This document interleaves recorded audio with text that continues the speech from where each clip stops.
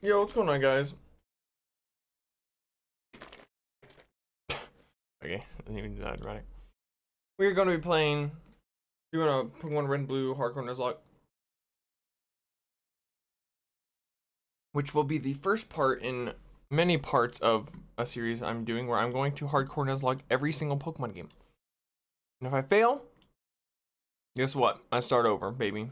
Yeah, that's right. I am that guy. I'm sorry. Not really. Felt sorry when I've done it. Oh, okay. Calm down. Calm down. Get my headphones on first. Why am I headphoneless?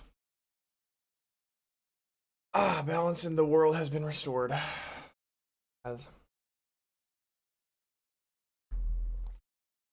Now, let me pull up this bad boy here.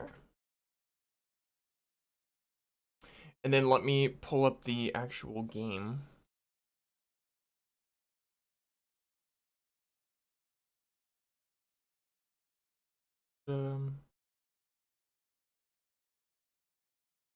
Let me actually crop it properly.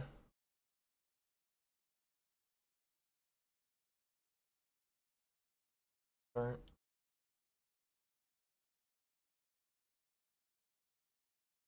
Crop it properly. I'm a professional. Not. Alright. That fit? Pull off.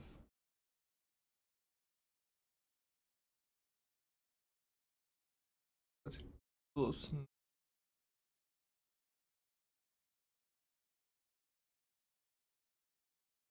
White part. Or black part, I mean.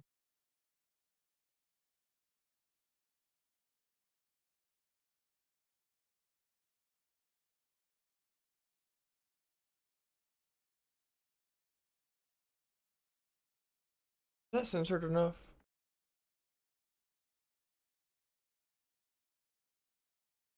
Okay, that's better. I think. Now that we got that, let me pull up. Oh, hold on.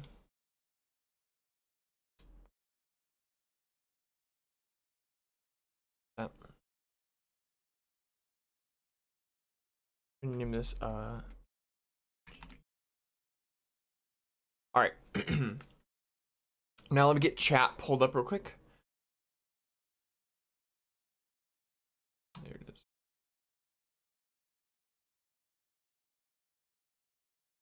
Window. Perfect. And then now all I need to do is I need to make a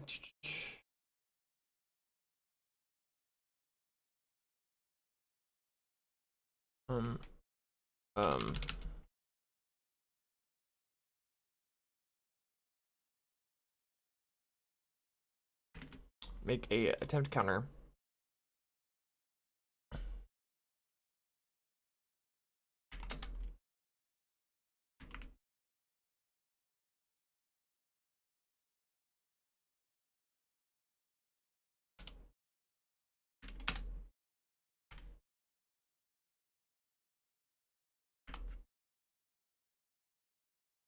Perfect. We want to give it an outlining. Like, I don't know, stupid. Outline color is black. Up the outline. Nice. Nice and snazzy. Get it over.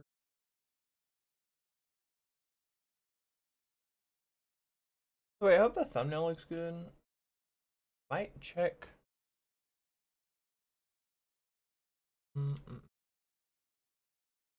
Make the outline a little bit bigger. And I'm gonna oh, that's the background color. The actual color.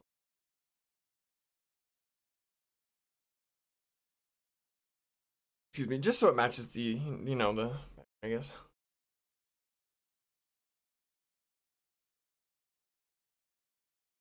But there we go. I think we are all chat. All right, let's do this. Start of Pokemon Red and Blue Hardcore Nuzlocke. So, quick reminder: Hardcore Nuzlocke rules. We have to catch up first Pokemon every route. Pokemon faints, it's dead. We have to nickname it. We have to have set style in battle. We can't heal in battle. I think that's it actually. Holding a record in it is one of gaming's toughest accomplishments. Oh yeah, there's level caps. So let's do this. An insane movement. Both require Pokemon Red and Blue Nuzlocke. We're gonna be red because I don't really care about names. It could be blue. Just a lucky few have been able to call themselves a record holder. Get a potion. Incredible level of competition. It's hard to hold on to it for long. But let's take a look at those gamers. And take a look at my life and realize there's nothing left. All right, we're gonna go with star world record. I want to go with Bulbasaur, or I could go Squirtle. Honestly, should I do Bulbasaur or Squirtle? Honestly, the water types in Gen 1 aren't that good. I think I should go Squirtle. All right, we'll go Squirtle. Awesome. What are we gonna name it? I think we gotta name it Jack. I don't know why. Just feel it. Let me move chat over a little bit so I can see a little bit better. Mario 64 has 120 stars you can collect. There are speedrun categories that involve collecting all of them. However, Nice, beat the rival. the Suck it. developers only required you to collect 70 of them to beat the game. That's how many Only you 70. get up the endless staircase and into the final stage. Give me a free potion. Talk to me. 70 stars you. was the minimum needed. Move. Let me move. 64. Let me move. Thank you. But years after the game's release, that Alright, the number speed up's a suddenly little bit dropped crazy. to 50. Eventually, it was lowered again, this time to 31. I don't In think I need to heal. 2004, the number Don't fell think. Anyway. to just 16. Super Mario 64 could now be completed in under half an hour. And in the summer of 2004, Alrighty. the first 16-star speedruns of Mario 64 were performed. There were a handful of records set over the course of a few months, from players like CyberWrath and Christina Korsak. Alright, so we don't have bags yet. When a runner named Or bags yet. We don't have balls yet. set a big record. So let's go get balls. 2004, he beat the game with 16 stars in 21 minutes and 56 seconds. And here's how he did it.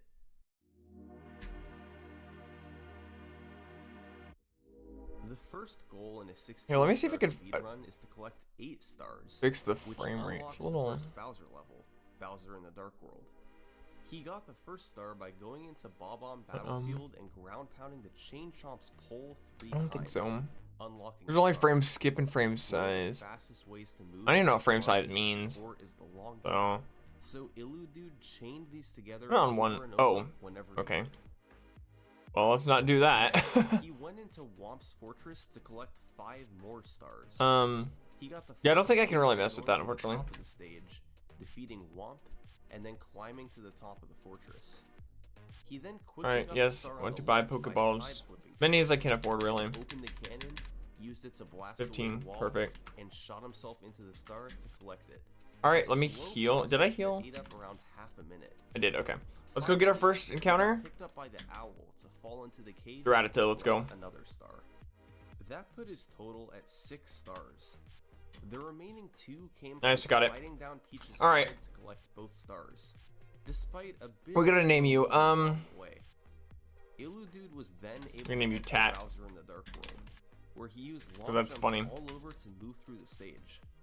It took 2 throws to hit Bowser with a bomb, but eventually he got the job done. Okay, the speed up's a little bit too Now that fast. he could go into the basement, Not 8 times speed. Illudude's next goal was Just a to little bit collect more 7 controllable. more stars to allow Yeah, that's so more much better. stars Okay. to appear. Yeah, we're healed. Okay, let's get our next encounter. Shifting Sandland, where he got one from Meter and mail, on nice. top of the pyramid, and the other from slowly waiting on top of a pillar for a bird to arrive. The next 2 came from Lethal Lava Land, Nice. where Illudude boiled the big bully and We're collected gonna name 8 it red Man. His movement wasn't ideal in any of these Name sections, it man. as his only real 'Cause it's a strategy for man. moving fast was to long jump whenever he could. Finally, Nice. the last 3 stars Alright, came from our next collecting encounter Toad is Star, over then here, heading right over into the Chia. Maze Cave, Right, it tells us getting the Dupes Emergency Claws. Exit Star, and the Watch for Rolling Rock Star. Pidgey, alright. Now, Cool. Dude had 15 stars, which spawned Mips the Rabbit. Mip, yo, that's the perfect name for you, Pidgey. We're gonna name you Mips. But Illudude is going to use him for a trick discovered by Dom Dunk a few months prior. This was the key to beating I should go back and heal just in case. Play safe. Play safe, play safe. The first step is getting Mips through this door. By putting him down right in front of it, then going through the door, you can quickly jump back and stand inside the door. Alright, our Viridian Forest encounter. And place him on the other Let's side. see this item here. Is Then you want to take Mips to this door. we don't know You yet. normally need 30 stars to pass through. Come on. By placing him in front of it, you Weedle. can jump Alright. between Mips and the door to get pushed through it, skipping the 30-star requirement. Yeah, I was worried to get back poisoned. Okay, we're good. But if done properly, they would save Nice. many minutes off a Super Mario 64 speed. We're naming you Weeb. After this, Illudude went into Alright, that's all of our encounters for up Button until start to unlock Bowser in the Fire Sea, and went or up through it until as fast as Brock. he could. So Once again, go ahead and trade up our team because the level cap Bowser is defeat 14. Bowser, but he now had the second key. Now I can have the fast forward speed on 10 He was times. about to perform probably the most iconic trick in Super Mario 64 speedrunning. I wanted just to get Squirtle to level 8 and then it'll be fine. Just so I could get This trick was Water gun. popularized in a November 2000 edition of Nintendo Power magazine, but it's quite likely Nintendo knew about it as early as 1997. Since that year, they released an updated version of Super Mario 64 in Japan that made the trick impossible. When you do a long jump but hold the stick backwards, the game gives Mario a slight boost of speed. It normally snaps back to normal quickly after. snaps back to normality. Oh, there goes gravity. Oh, put on cable. Oh, put on gravity. Yeah, we got bubble. It wasn't bubble. It was water gun. Jumping I forgot over where. and over, it's possible to catch Mario in a loop. Anyway, we as got bubble now. speed continuously builds up. He can keep Next I want to train Weedle actually because he builds fast enough. can't be poisoned and I'm worried about poison. One side of wall on one frame and the other side on the next. And that means if you mash correctly, you can backwards long jump and fly through doors. It does mean that? Wow. I'll be so condescending. Illudude performed this on both the 50-star door and the Endless Staircase, bypassing the requirements for 50 and 70 stars respectively. Then, it was a matter of making it through Bowser in the sky and hitting Bowser with 3 bombs at the end. Nice, you can handle yourself. 6 throws, Weedle. but it was enough to finish with No, we're gonna get Weedle to a Beedrill. 56. That's a World fair record by a significant thing to do. margin. This run was pretty good for 2004, given how new the MIPS clips and BLJ Mips were. clips. However, as noted before, the movement left much to be desired, and some tricks took Really? several tries. And No. about 6 months later, a player named Kirby Carter would lower it by about Kirby Carter. He definitely did clean up the movement a bit, but was still mostly using long jumps. He didn't miss as many throws on Bowser, and was able to get the BLJs extremely quickly. However, the biggest revolution introduced in this run was the new, more reliable version of the MIPS clips.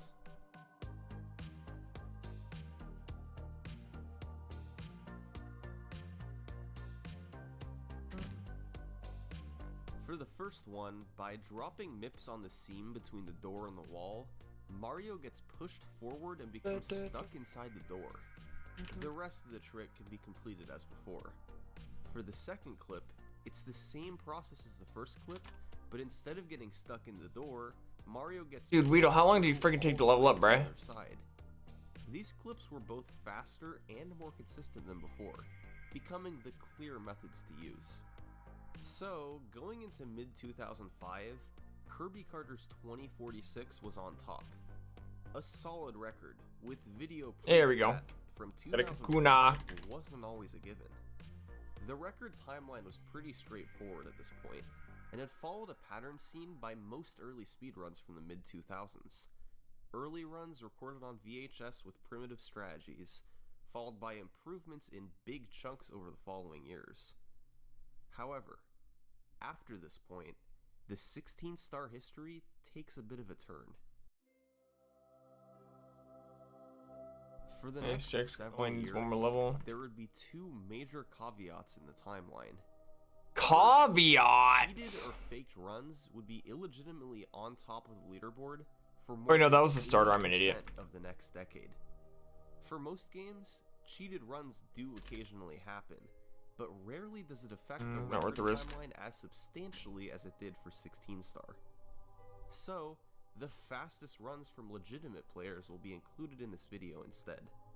And second, although most runs had video proof when performed, records before 2013 have very little video surviving today, and some of the surviving stuff is very low quality. Many runs were live streamed at the time, but the videos weren't saved. There were also many emulator records at this time, but since you're an emulator record. Wow, that's kind of harsh, but it's true. Runs, no, it's not. They won't be included in this video. It's a bit tricky to analyze runs from this period, but we'll work with what we can. After Kirby Carter's 2046, a player named LeCoureur103 would rapidly lower the record down to 1908 over the course of 2005. He posted his you do way too much freaking damage, bro. Archive forum, but videos for these runs seem to have never made it online. So, despite lowering the record by 1.5 minutes, there's not much to analyze. Then, by 2009, the record scene moved to Japan. Through August 2009, 4 players set a record: Sho, Shigeru, Cass, Shigeru! Most of these runs don't have surviving video, and the ones that do were live streamed with 2009 levels of quality. So instead, we'll skip to December 2009, when we finally get a run with a clean video feed from Taka. Remember, Kirby Carter had gotten a 20-minute run in 2005, and there were allegedly 19-minute runs later that year. What did Taka get in 2009? How about a run clocking in at 17 minutes, 18 seconds? To put it bluntly, this record was on another level. Don't be so blunt next time, brr. Welcome, boy. What? The amount of tricks, the level of optimization, everything about Taka's run was miles ahead of runs from years prior. Truth be told, there had been many new strategies slowly implemented in runs over the years, but they all came together in Taka's record. And they started literally right when the game begins. Normally, once you reach the middle of the bridge, Lakitu stops you for a cutscene. By jumping on the very edge of the bridge railing, Taka was able to skip the trigger for the cutscene and save about 7 seconds. Once he went inside, however, the run really started to take off. This was thanks in part to a handful of major new tricks. Kirby Carter's run from 2005 was good, but Taka had some tricks up his sleeve that changed everything. Trick number 1. In Bob-omb Battlefield, Taka performed the bomb clip. By activating the bomb and getting pushed by it toward the gate, you can precisely jump before it explodes, getting pushed through the gate to collect the star. This saves close to 10 seconds over the standard method. Taka then went to Whomp's Fortress and performed trick number 2, a legendary one known as Cannonless.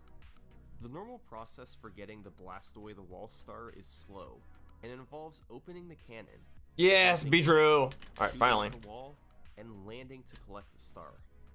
However, this can all be skipped by performing Cannonless, where you just run at the wall in the perfect spot and collect the star without blasting away the wall.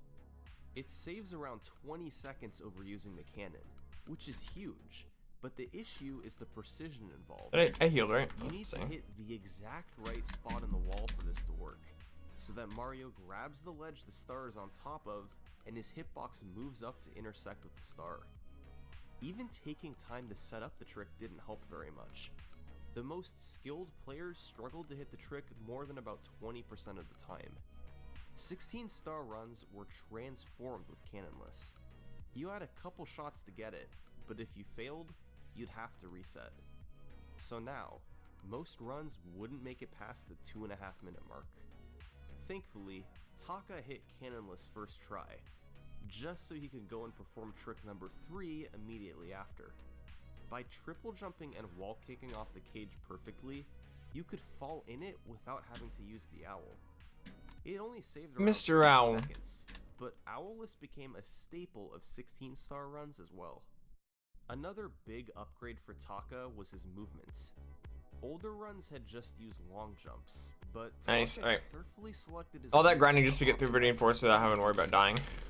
Diving was used all over for short speed boosts, while long jumps still had their place for longer straight sections. This upgraded movement could particularly be seen in Bowser, We're gonna level up where Taka varied his Rickroll movement here. all over to collect 8 red coins for an additional star. The back half was clean too. Fast MIPS clips and BLJs helped save some additional time. However, the run definitely wasn't without its faults. He had some slip-ups, like here in Lethal Lava Land, and Gonna he fight missed the Weedles, throw it's on too Bowser dangerous. at the very end. But thanks to the upgrades in movement, strategies, and overall execution, Taka's run was more than 3 minutes faster than the early records. There we go. Okay. Super Mario 64 speedruns were about to enter a new era. Gone were the days of infrequent records with suboptimal strategies. We're gonna put Over the next year and a half, the record would be broken nearly a dozen Mean times. out front because we're gonna want a Dido King These on our records team. didn't survive, I but think the that's a few fair we do have option. show gameplay far ahead of its I know there's an time. item up here. I just don't remember The what two freaking it is. dominant record holders for this Oh, whatever. era were Taka and Shigeru. They took turns lowering the record into the low 17s, before Shigeru broke the sub-17 barrier with a 1654. But when Taka took the record back with a 1652, he had a trick up his sleeve. LBLJ. LBLJ stands for Lobby Backwards Long Jump, and its origins can be traced to an October 2006 video. There's no way, dude. He jumped up from below and grabbed an exposed ledge. He theorized that you could then possibly do a Crap. I'm gonna lose him on here, I think. and it turns out he was right. A tool-assisted runner named Mijitsu showed it off in a TAS a month later. And it There was you go. I lost Rattata. That sucks. But dude, I just got extremely unlucky. I couldn't land a single hit for the life of me, bruh. which extends upwards. You can land and repeatedly jump to build speed. You then land in a black area outside the front door with a lot of speed still built up. Good lord. Then, you rotate the camera precisely to steer Mario's speed toward the 8-star door. If done properly, Mario will shoot through it and land next to the entrance for Bowser in the Dark World. This ultimately saves time because many of the 8 stars needed to open the door are slow, like ground pounding Womp 3 times. By ignoring the 8-star requirement, players could now just get the key right away, collect 3 fast stars in Womp's Fortress, and head straight to the basement. It saved half a minute overall. Armed with LBLJ, Shigeru would continue to grind 16-star in 2010 and 2011. He would pull away from Taka, lowering the record deeper into the 16s, while optimizing his movement and tricks. Well, I can't be along the way. poisoned. You suck. It was starting to feel And we got heart inevitable attack. that Let's go. somebody would break the 16-minute barrier.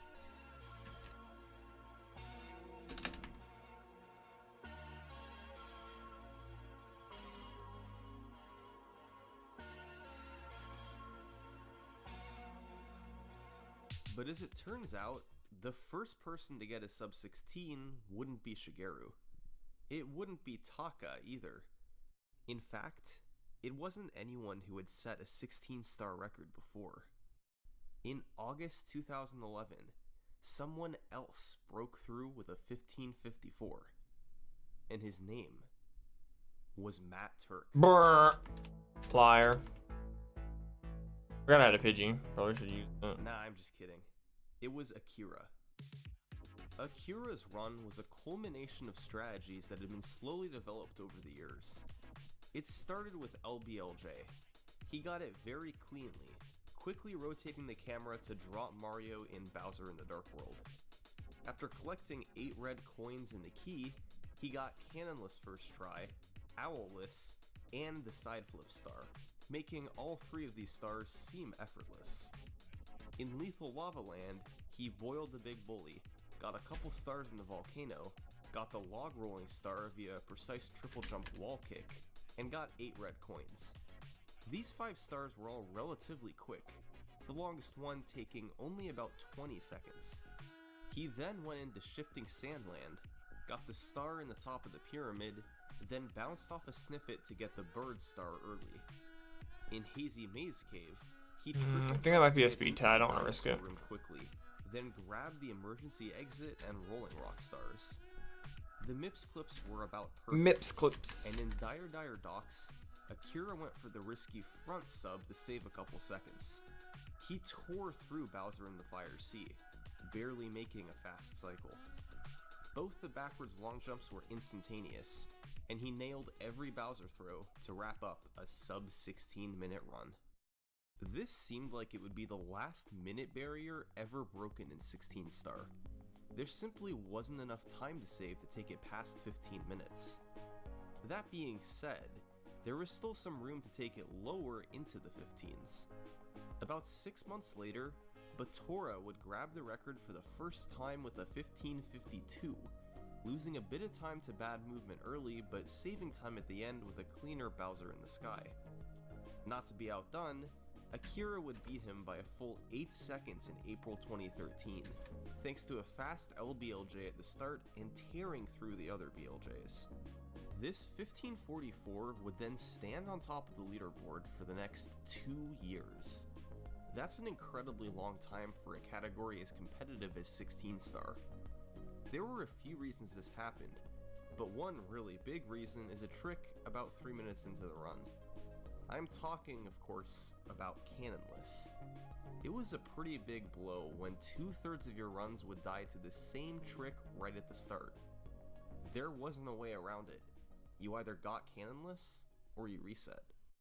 For years, Cannonless had been ending record runs before they could really begin. And it helped lead to stretches like this, where no world records were set for many months. If someone could just figure out a way to set it up consistently, to grab the star every time, it would open up so many new doors in 16 star. And in October 2014, that's exactly what Sockfolder did.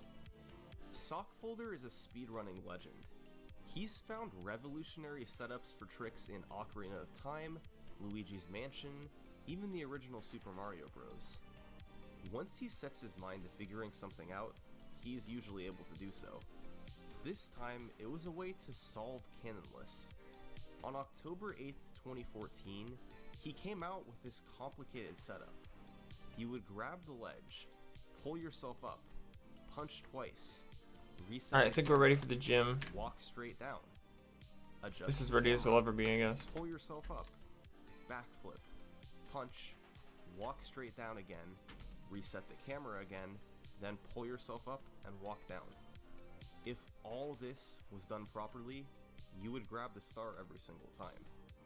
The obvious problem with this was how slow it was.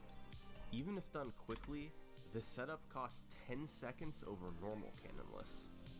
That's a significant amount of time in a run like 16 star. But luckily, We have the team provide, we're just gonna sell that. Because we like money and we don't like bad moves, so it's pretty easy You option. didn't actually have to do the first part of the setup. You could skip straight to jumping on the ledge next to the plank, then perform the setup from there. This meant you'd only lose 6 seconds instead of 10, which was a bit more reasonable, and the whole process still lined you up perfectly to grab the ledge and collect the star. It's no exaggeration to say I do have the that speed up on 10 setup times, was right? one of the biggest finds in speedrunning history. Those 2/3 of runs that died at Cannonless were now gone. It now had a near 100% success rate. This gave the record so Oh, I much can do unbounded. potential, Oh, that's so much help. since That's so without much having to nicer. reset as much early, players could focus on optimizing the rest of the run. So, throughout 2015, a handful of runners were gunning for the record. And what resulted Gotta was watch a out for the speed mad domain. dash All right, so the next level cap is level 21. It should be good for a while. Let me put Jack up front actually, because the sooner we get a war turtle, the better.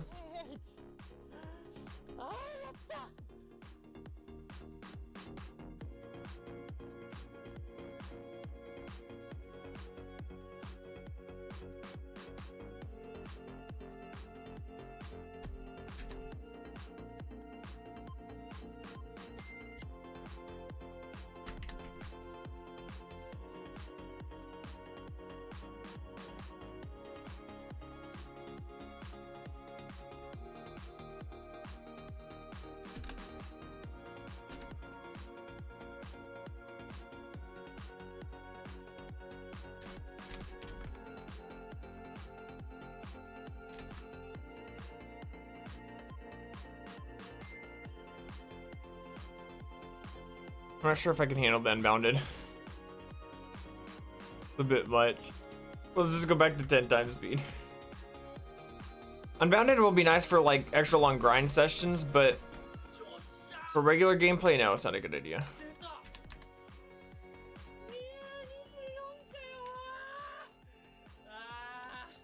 By May 2016, Zaya had taken the record all the way to 1524. A run with a really fast LBLJ, nearly every trick hit throughout the stages, and fast BLJs to boot.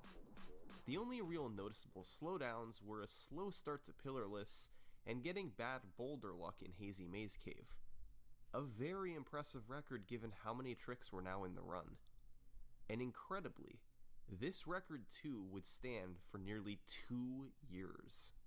But eventually, a couple of new runners began to get really low times. Their personal bests dropped below 16 minutes, eventually into the 1540 range. And it became evident that both of them were going to make a push for the record.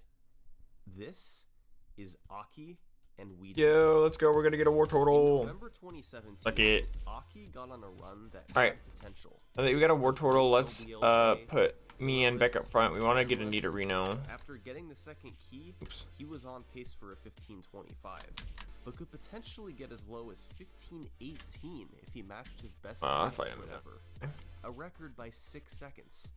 It was all gonna come down to the BLJs. Nice, good job for you, man. He's gonna love 14-0 by himself. Love to see it.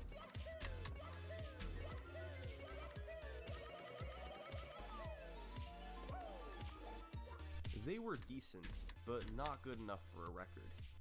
Aki would finish with a 1528, 4 seconds behind Zaya. But a few months later, he'd have another shot at it. 4 seconds ahead of his last run, he once again needed good BLJs.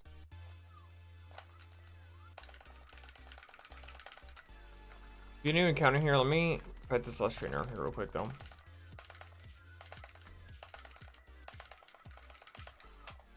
This time, it was good enough. A 1522, beating Zaya by 2 seconds and making Aki the new record holder. I'm not gonna buy the magic carp. We could just get on later. But a few days later, it was Weezy's All right, turn. counter here. The Jigglypuff. All right.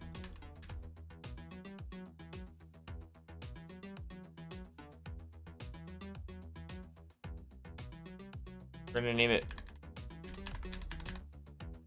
Bigly. Why? I don't know why. Just feel it in my soul, man. I guess. I don't know. Okay, let's get our Mount Moon counter. Ooh. My Moon counter is a Zubat. What a shot.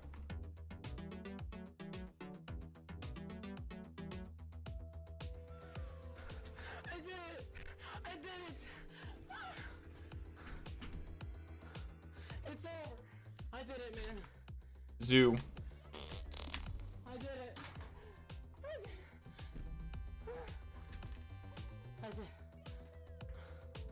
I did it!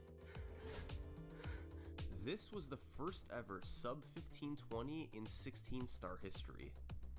One new trick he and Aki were using was in Womp's Fortress, where he used a new setup for Cannonless called Texture Setup that had been theorized years prior by Snowman. Instead of using Sockfolder's long setup, Ouija just lined up Mario's feet with a texture in the side of the plank and went for it. It wasn't as consistent as the normal setup, but it was faster, and still more consistent than no setup at all. Compromises like this had to be made now that the remaining time saves were disappearing. He gained some time over Aki with a cleaner lethal lava land, but lost some in Bowser in the Fire Sea. His BLJs were excellent, but he had a slight mistake at the end of Bowser in the Sky. Although the run had some downfalls, it was still a record by 5 seconds. Not to be outdone, Aki would fire back 6 months later with a 15-16. He messed up the triple jump in Hazy Maze Cave, and his Fire Sea had a slow ending. He made up the time over Ouija, however, with a faster Mips grab while standing, and cleaning up his mistake in Bowser in the Sky. He also threw Bowser a bit faster each time, saving a fraction of a second per throw. At this point, when the record was lowered, it was typically only by a second or maybe a few seconds at most. When records we need to Reno. precise as 16 star, where players have done tens of thousands Now, of I runs don't each, know if there's a reason to time keep off Nidorino or is Nidorino, pretty or much if we out can of the just question. or should just evolve it and Just do a 3 weeks after his 15-16, to a Nidoking. Aki was in position to do just So that. I'm gonna pull up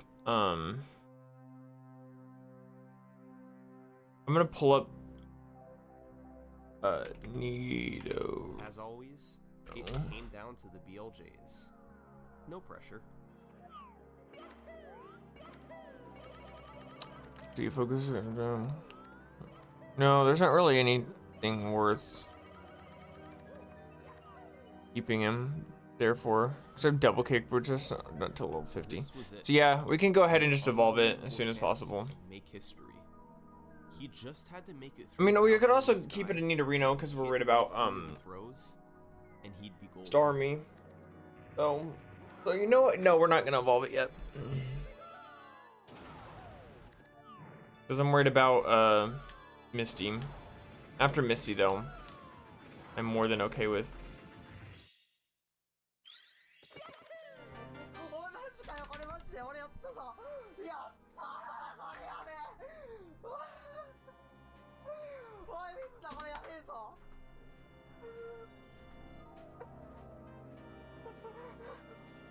Now let's focus on evolving Pidgey. 1508 was the largest cut off the record in more than 3.5 years. A near perfect run from start to finish. The mistakes in Hazy Maze Cave and Fire Sea were cleaned up, and his movement overall was optimized for time saves too. As you'd expect, this run stayed at the top of the leaderboard for a long time. 6 months later, it was still in first. Second place was 8 seconds behind. Nobody was getting close to it. To have a realistic chance at beating this, you'd need new strats. The old ones had just about completely been optimized. As good as Aki was, it would help to change his approach if he wanted to take the record under 1508. So, as 2019 came around, he looked into what else he could do to save time.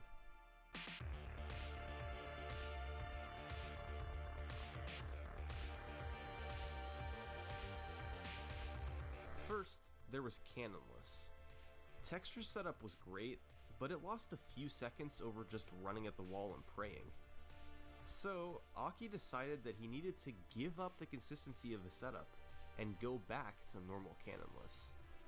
The same awful, brutal trick that killed 2/3 of all runs years prior. This was obviously a really tough move, but the run was getting so optimized that it was worth it. Second, Aki went for a faster setup for Pillarless. Developed by Tama, you would do the jump dive on the hill instead of going over the top.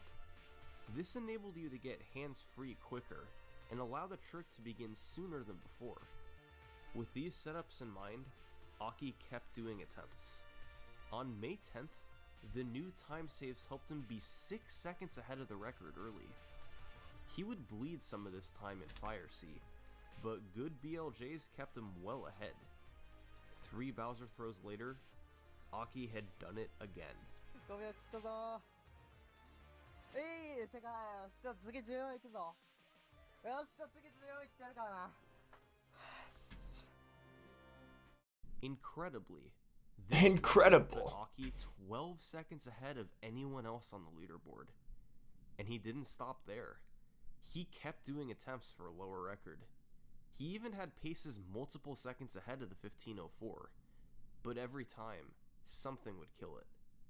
But in late 2019, Aki would Oh, I forgot it finally doesn't get also some level 18. competition at the Well, top. I mean, I also keep it up for anyone to evolve. And this particular runner certainly had credentials.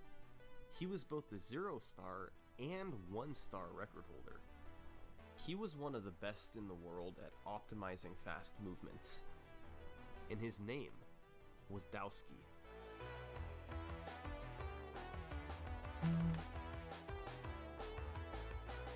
Dowski had previously held the 16-star record before, getting a 15-16 the day before Aki got his incredible 1508. However, this time he wanted something more, a record that would last for a while. Even though his personal best was a few seconds behind Aki, he knew he had the skill to keep up with him. So, Dowski's record attempts began, and on November 17th, he got on a run that fell behind early thanks to missing Cannonless on the first try.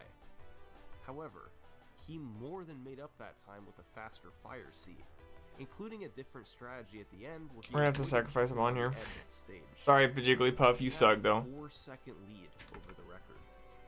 This actually had sub-15 potential. But as always, the We're gonna lose another mon here.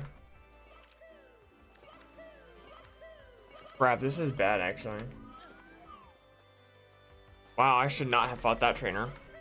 I even was thinking to myself, you know, if I fight this trainer, I'm probably gonna lose a They mon. weren't great, but his And then I best fought him also anyway, took 'cause I'm an 1 idiot. second ahead of the record. If he could tear through the stage, he'd have a chance.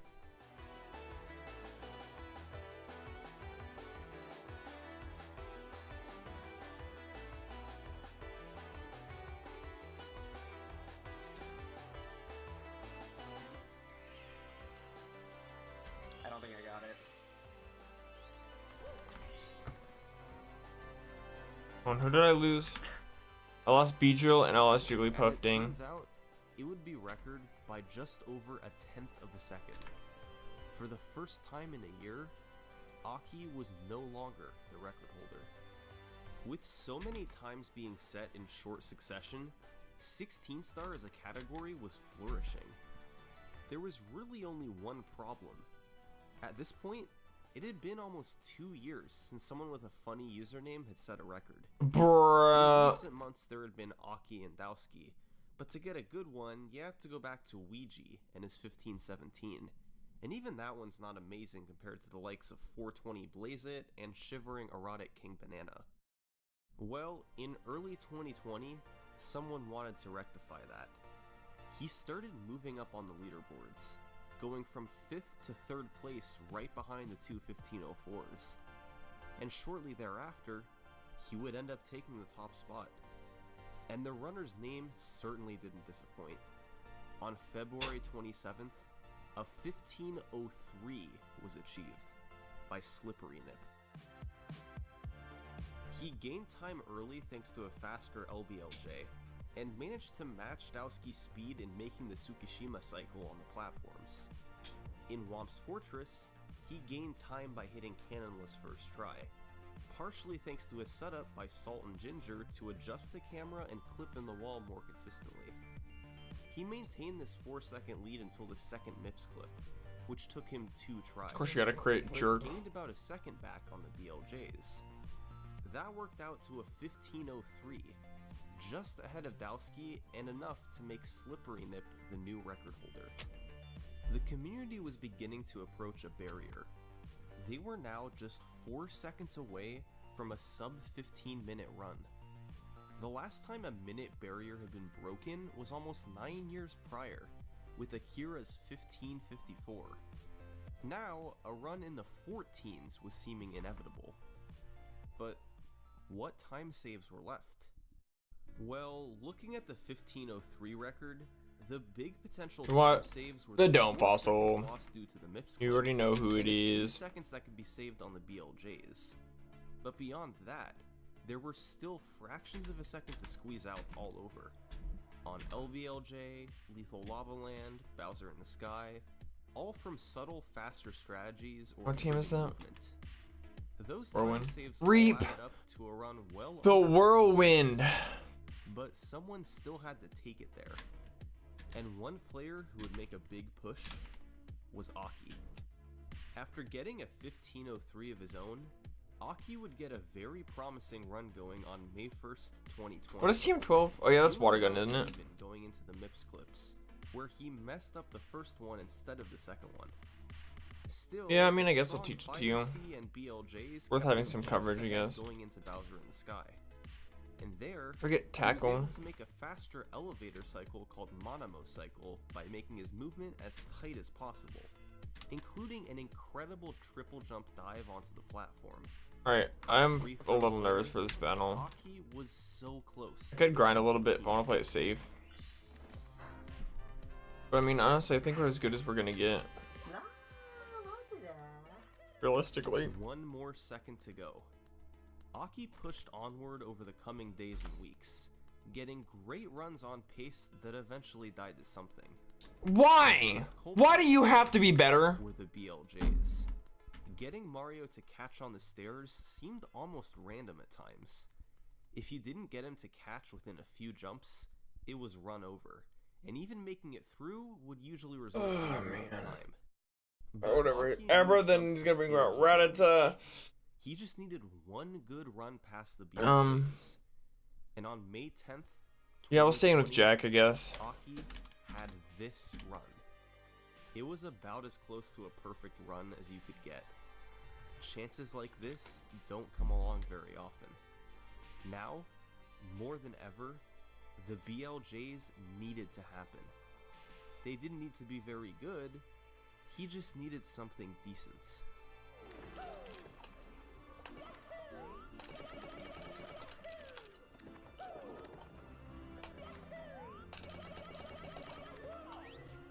Or he could get near perfect BLJs. This was his chance for the run of a lifetime. Here we go.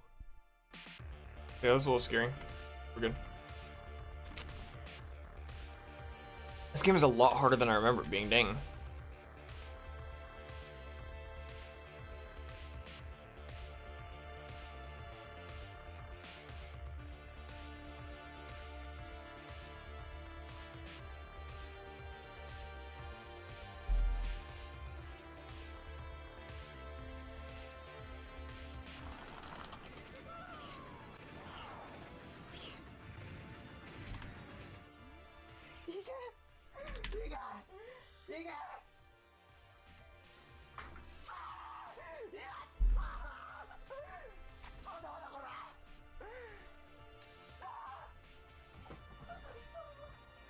By the skin of his teeth, Aki had pulled out a 1459, the world's first sub 15.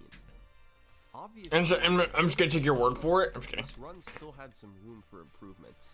He lost 6 seconds on the last split for mistakes in Bowser in the Sky. But still, that was it for big time losses. It was an incredible run up until then, and it was daunting to try and beat. For the next several months, there was little action at the top of the leaderboard. The top 3 stayed in the same spots, and 2021 came around with just Aki in the elusive sub-15 club. See this guy down here?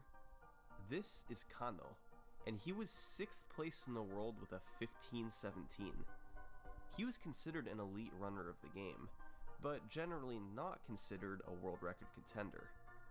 18 seconds was a lot of difference for a short category like 16 star, and there were several people between him and the top spot. Well, in February 2021, Kano started up a stream on Twitch, and he decided that he wasn't going to end this stream until he set a 16-star world record. He wasn't going to be playing all the time. He'd still live his life and sleep on a normal schedule, but his stream would stay live the entire time. He knew he'd have to do some work given how far he was from the record, but Kano didn't care. He wanted to be the record holder. So, he got to work. Life went on, and Kano kept streaming 16-star. By March, his time was down to 1513. By April, it was 1507. His stream kept going. He was improving his skills and getting close to a record level. By May, he was starting to get really close, entering the top 3 with a 1503. All the while, the length of the stream climbed higher and higher, going past 1,000 and then past 2,000 hours. Until finally, on June 12th, 2021, Kano had this run. He actually gained some time early thanks to a new strategy in shifting Sandland by CircleMark994, but lost a bit on MIPS from slower setups for the clips. He bled a bit more in Fire Sea from an accidental ground pound, and his BLJs weren't as clean as Aki's, but he His knew bulges, no! Bowser in the sky. After a clean stage, 3 throws separated him from a record. Alright, I'm gonna take on the gym trainers here real quick.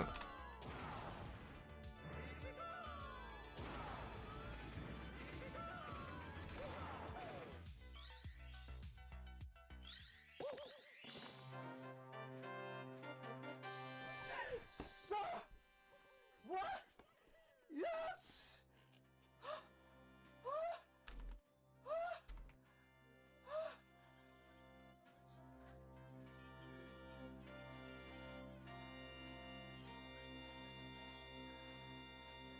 Oh my god! More than 3,000 hours of streaming finally put behind him. Kano went from 6th to 1st, a 1517 to a 1458. An unbelievable push that paid off in the end. And Kano could finally hit the end stream button. As the summer of 2021 went on, a few people were going for a Alright, we got an encounter up here. One of the most notable players was What is this? Ouija. He had set a record Oh, yeah. 3 years prior with a 1517. Anyway, we got but another couldn't encounter up here. replicate it. Still, he good. was considered a top runner. For years, It is he a would continue lowering his personal best, oddish. staying within seconds of the record at all times. However, he never Okay. was able to take that top spot again, despite coming close on several occasions. At least until July 4th, 2021.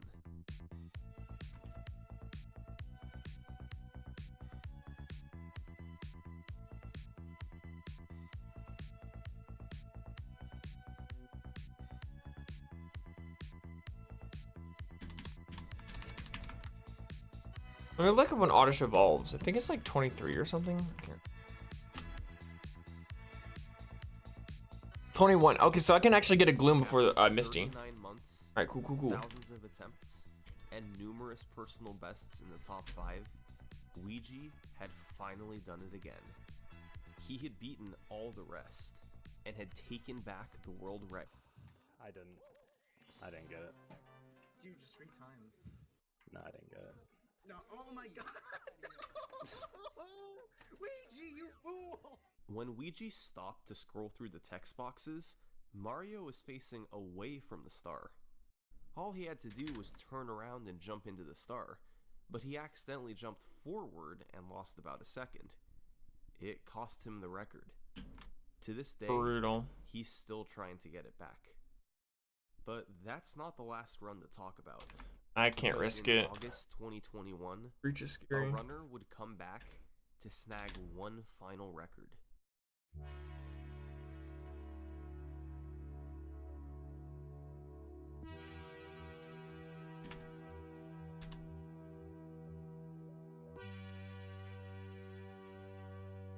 I think you have confusion.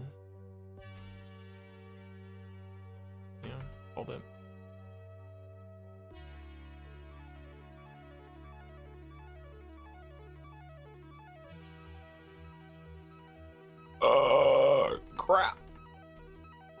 I didn't realize I didn't fight you yet. Hey Jack, we need you here, man. Okay. Ah, Peck, I can't risk it. Thought I'd fight you though. Scared me a little bit. So, who was the runner? Well, it wasn't Ouija. Matt Turk. It wasn't Aki, Dowski, Matt Turk. Kano. Matt Turk. There's only one username it could have been. Oh, cheese. Oh. Yeah, I don't know. Wow. Alright, cool. Sweet. If you enjoyed the video, I'd really appreciate if you subscribe to the channel. It really helps me out. And check out the pinned comment for links to people who helped with research and the runners in the video. Thanks. Cool. Alright, next video.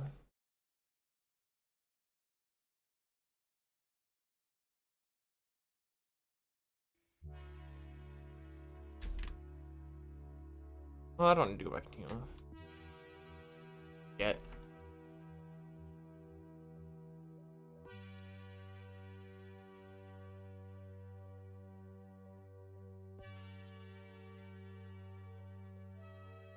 Dude, stop getting crits.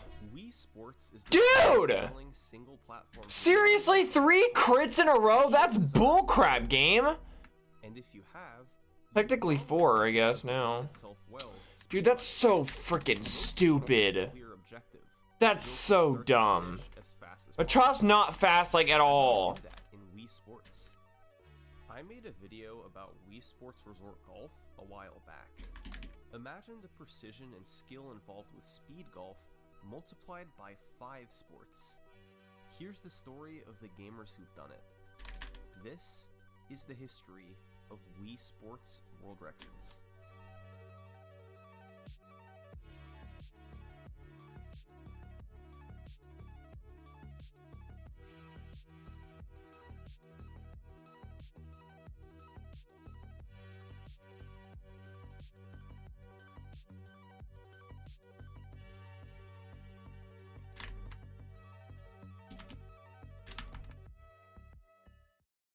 The biggest speedrun category in Wii Sports is called All Sports. It involves winning a game in each of the 5 sports consecutively. That means winning a game of tennis, winning a game of baseball, completing 10 frames of bowling, playing 3 holes of golf, and beating a boxer. You have to play them in order, and since there's no other option, you have to use motion controls. Now, Wii Sports came out in 2006, but serious runs didn't get started until close to a decade later. In 2014 and 2015, runs clocking in between 10 and 12 minutes were completed by Plide823, RSR, and Nate9000. But as is so often the case, videos either no longer exist or are in very poor quality. So, we have to go to July 2015 to get our first watchable run, a 945, by the mid-2000s internet culture named Nate9000. There were 5 sports for Nate to get through. The first one was actually the simplest, tennis. Your opponents are picked based on your skill level. At level 0, you'll get Miyu and Matt, who barely know what they're doing out there. You have to get 4 points to win, so Nate tried to just end each rally as quickly as possible. By serving at the very top of your throw, you'll hit the ball harder and make it tougher for the opponent to return it. This has about a 5-frame window, or a 1/6 of a second. So, Nate did that 4 times and hoped his opponent would miss it, which is random. If they returned it, he just hit it across the court to quickly end the rally. It took him only 25 seconds to win the game and exit back to the menu. And that's pretty much all there is to tennis in Wii Sports speedrunning. You can lose a bit of time from returns, but even those only cost a couple of seconds. However, the next sport is way more involved than the simple rallies of tennis. No. It was time for Nate to play some baseball. The most important thing to know here is that if a team's ever up by 5 or more runs after an inning, the game ends right there from the mercy rule. So the idea is that you want to get 5 runs as fast as possible in the top half of the inning, then get 3 outs in the bottom half, and have the game end after just 1 inning. Hopefully Rob Manfred's not getting any ideas. However, getting an optimal inning of baseball is way easier said than done. When batting, there was no real strategy. Just swing at good pitches and pray you get hits. Nate reached on an error, then lined one to left for a base hit. From there, he was off to the races. A double in the gap, then a bloop to right. Some bad luck for Akira on the mound. But there was nothing lucky about the 3-run shot immediately after. That made it 5 runs for Nate, but he still needed to get out twice more to end the inning. So, he just struck out twice on purpose, on fastballs that make Barry Zito look like Brusdar Graterol in comparison. For pitching, you obviously want to get 3 outs without giving up any hits or runs, but there's a lot more to it than that. What you ultimately want to do is turn into Mark Burley. There's a foolish YouTuber who has a video if you want to know more about him, but essentially what it means is you want to induce weak contact for easy outs, and not strike people out. Strikeouts always take at least 3 pitches, while a ball in play for an out could be done in just 1 pitch. The problem, of course, is you have little to no control as to whether the batter will swing or not. So you have to make pitches that are good enough to not get barreled, but not so good that they just swing and miss. And of course, get super lucky. Nate wasn't so fortunate. His first batter stared at 3 straight strikes, and his second one, well, hit it there. His third batter struck out on an ephus, before he finally got out of the inning on a ground out. Not the ideal baseball split, but there were still 3 sports to go. Next up was bowling. The strategy here was a bit more straightforward. The more strikes you throw, the better, since strikes only involve throwing the ball once per frame instead of twice. There exist setups to get a strike nearly every time, but they're all pretty slow, so Nate just threw it as fast as he could. He only managed 2 strikes, before intentionally missing on frame 10 to avoid the 3rd throw. However, his shots were all fast enough that it was still a decent split. Now, it was time for sport number 4, golf. There are 9 holes playable in Wii Sports, but to count for an all-sports run, all you needed to do was the 3 in beginner mode, or either of the other 3-hole options. And then, it was time to play some speed golf.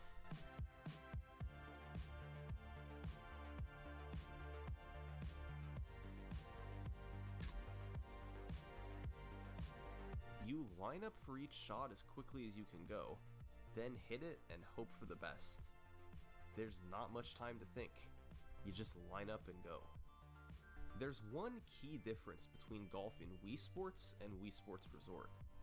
In Resort, if you hit an incredible shot, one that either lands near or in the hole from a long distance away, you'll get a replay that loses time. However, that mechanic is not present in the original Wii Sports, so anything is game.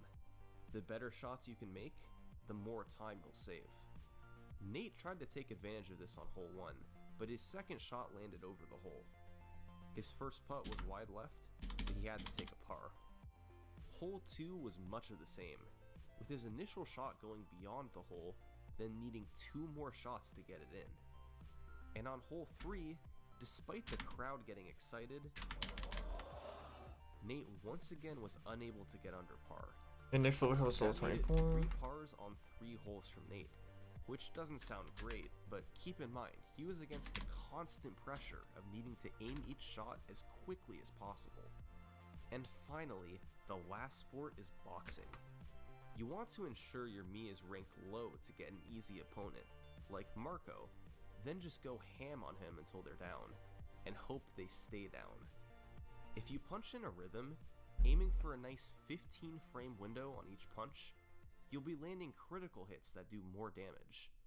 If all goes well, you'll be able to avoid getting punched at all and knock your opponent down quickly. Hopefully they'll stay down and won't get up. It's not known exactly what causes them to stay down, but it seems to be a combination of knocking them down quickly, not getting hit yourself, and some luck. And that's exactly what happened to Nate. This was the first ever sub 10-minute run of Wii Sports. There were some highlights, like a very smooth boxing match and the fast start he had to baseball.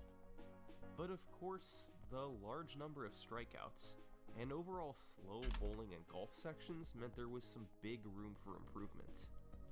Nate knew this, and just 2 weeks later, he lowered it another 19 seconds. His golfing was particularly improved in this run, getting 3 birdies instead of 3 pars and not missing putts, which made up most of the time save. So, 9:26 was the new time to beat, and it would stand for over 2 years. It wasn't a particularly optimized record or anything. It was just one of those dry spells that speed games sometimes go through. But in June 2017, the Wii Series Discord server was created, which helped spark more popularity in running the game.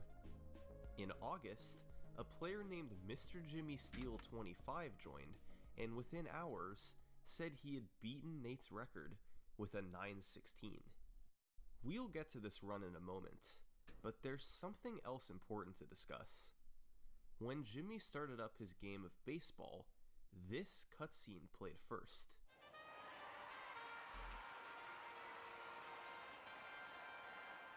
Now, most of you who have played Wii Sports before are probably familiar with it, but I guarantee there's a small subset of you who, despite having played the game before, have never seen this cutscene.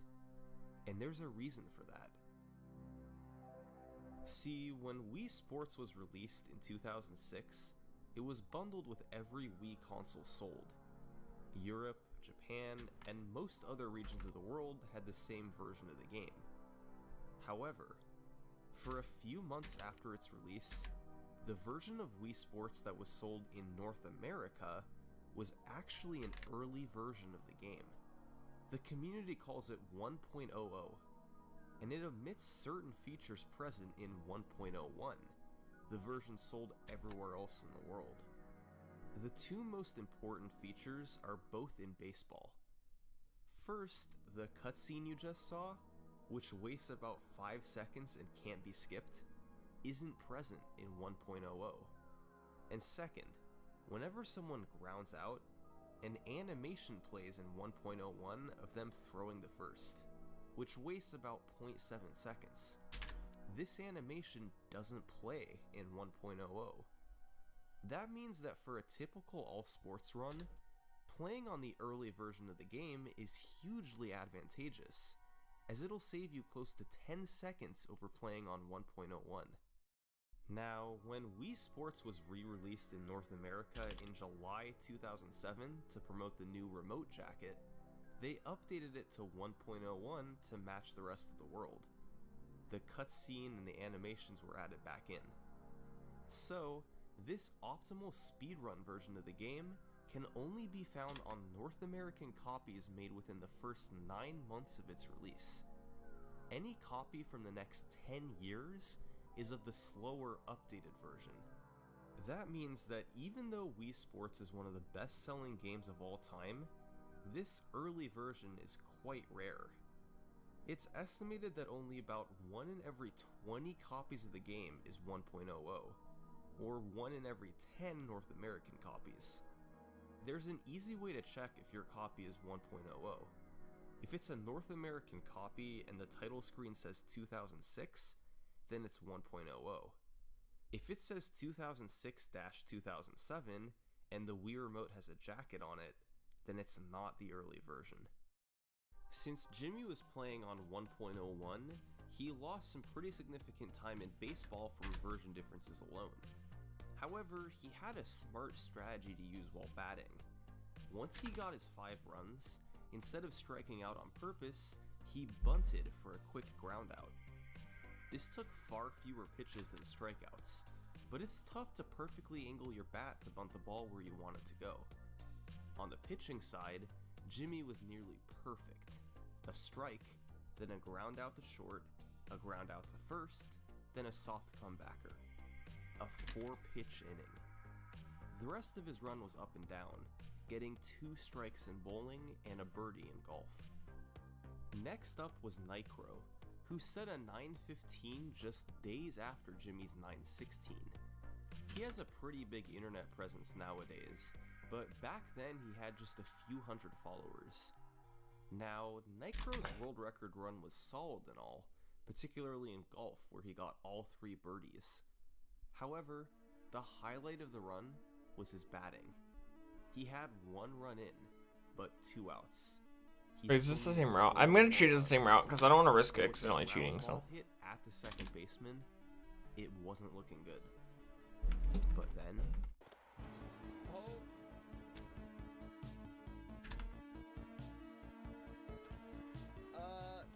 Drop that, yes.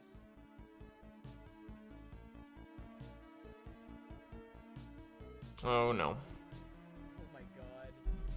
I think we might lose him on here. The odds in that happening were 1 in No, we're 8,000. not. Nycro's 915 would stand for a few months before Close, being but we're good. beaten by Alaska XP2 Gosh. in January 2018.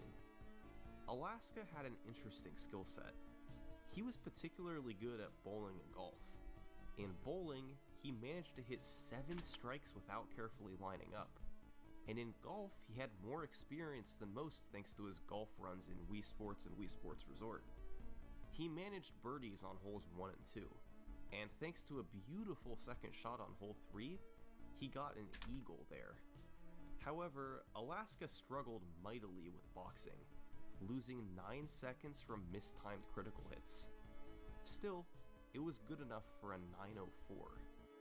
6 months later, Nycro would come back to snag another record, 901. Once again, it was an up and down run. His baseball was quite fast, with 5 quick runs while batting and no base runners while pitching.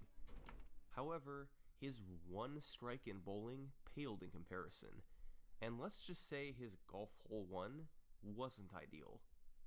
The run had good moments, and it had bad moments. We've seen a handful of records at this point, and you can probably tell that this up and down nature was typical for Wii Sports. Outside of tennis, any of the other 4 sports can cause massive time swings. In baseball, you've got to deal with batting and pitching. Both are extremely random, and can literally cause minutes of time loss. With bowling, a good game versus a bad one costs up to 30 seconds. In golf, each missed shot can cost 10 seconds, and across 3 holes, that really adds up. And in boxing, missing critical hits can lose a dozen seconds or more. This game wasn't like your traditional speedrun, where you can optimize it and eventually grind down every split. No, the time swings in Wii Sports were different. They were more random and far harder to control. The record was 901, and with everything listed before going in the right direction, it could potentially go way lower, into the 8s or further. But the odds in having all those time swings go your way, it just wasn't realistic. Well, unless Alaska had anything to say about it. When does Diglett evolve? It's 30, right? In the 26, second half okay. of I still can't get it before the... Alaska would embark on a push to take the Or, world sports record into the 8-minute range and beyond. But... He certainly had the credentials to get it there, but the issues of before still remained. Getting all 5 sports to line up properly was just too difficult.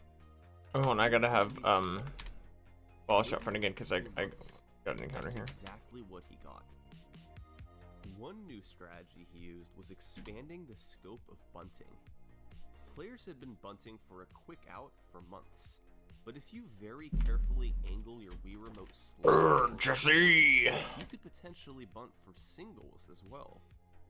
The margin between bunting for a hit Wait, I don't need and to heal. bunting for an out was razor thin, but with a lot of practice, you can fairly reliably bunt it to third for a hit. So now, Alaska could theoretically bunt 4 Okay, I feel like even a crit should have killed there, but whatever. then hit a grand slam, then bunt 3 more times for outs. It could still go wrong, but there was potential for a really fast batting split.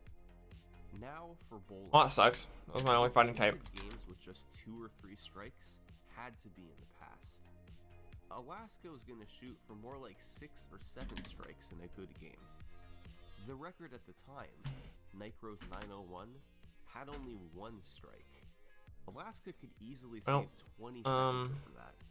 Welcome in, Jesse, I guess. He was quite good at bowling strikes, but with more experience, he could save the time more reliably. What's Diglett's moveset? In golf, Alaska began using an impressive-looking strategy to save a few seconds. The driver chip. Let me see when it gets... Similar to a trick used in Wii Sports Resort, the flag on the green... It gets dig at 19. Okay, so yeah, we want to train it until it gets dig, obviously. If you're able to use a driver and hit your ball into it, it can fall straight down and enter the hole, saving time over having to slowly put it in or get it closer to the hole. Now, the driver chip may seem super precise, but there's actually a setup on hole 2 to get it nearly every time.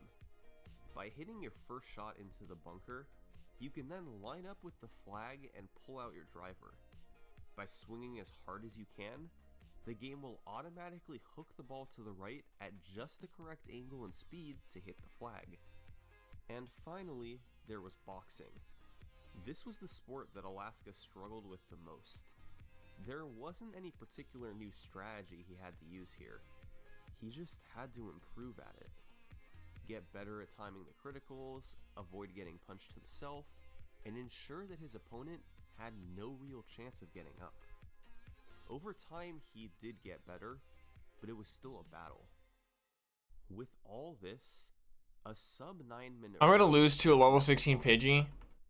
But was a sub I just have to see this play out. Too? It would take a miracle run, Wow. but it could be done. How's that for sad? Alaska quickly began seeing Almost results. lost to a... He got an 843 on July 27th. Just no words, honestly. And then an 830 on August 15th. His bowling and pitching were great, but his batting was far from perfect, and he missed a putt on hole 1. There was still a long way to go. And then came September 29th.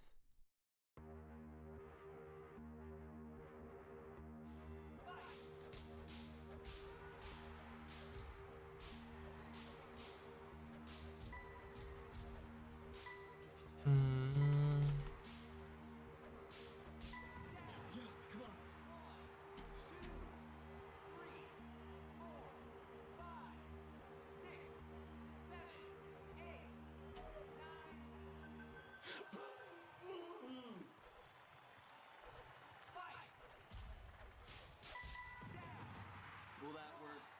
2, 3, 4, 5, 6, 7, 8, 9, 10.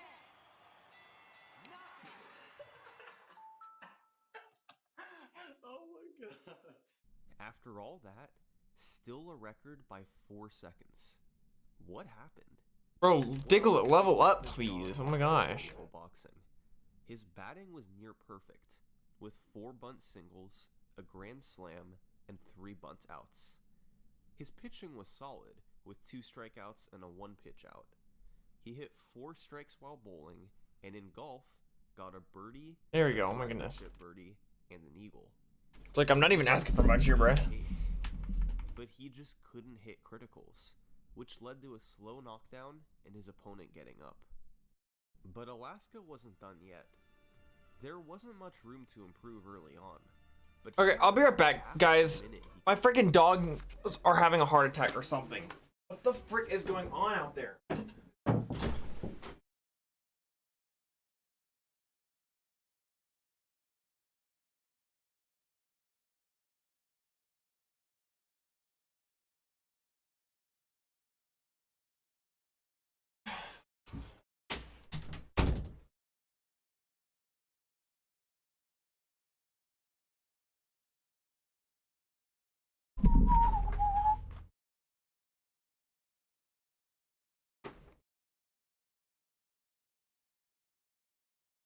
could save on boxing alone. The sub-8 grind had to continue. He had come close once. He just had to do it again.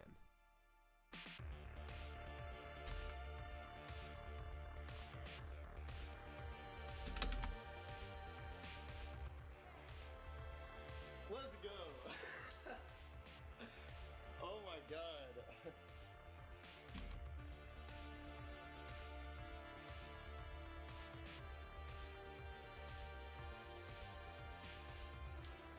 Yes! Yeah. Let's go!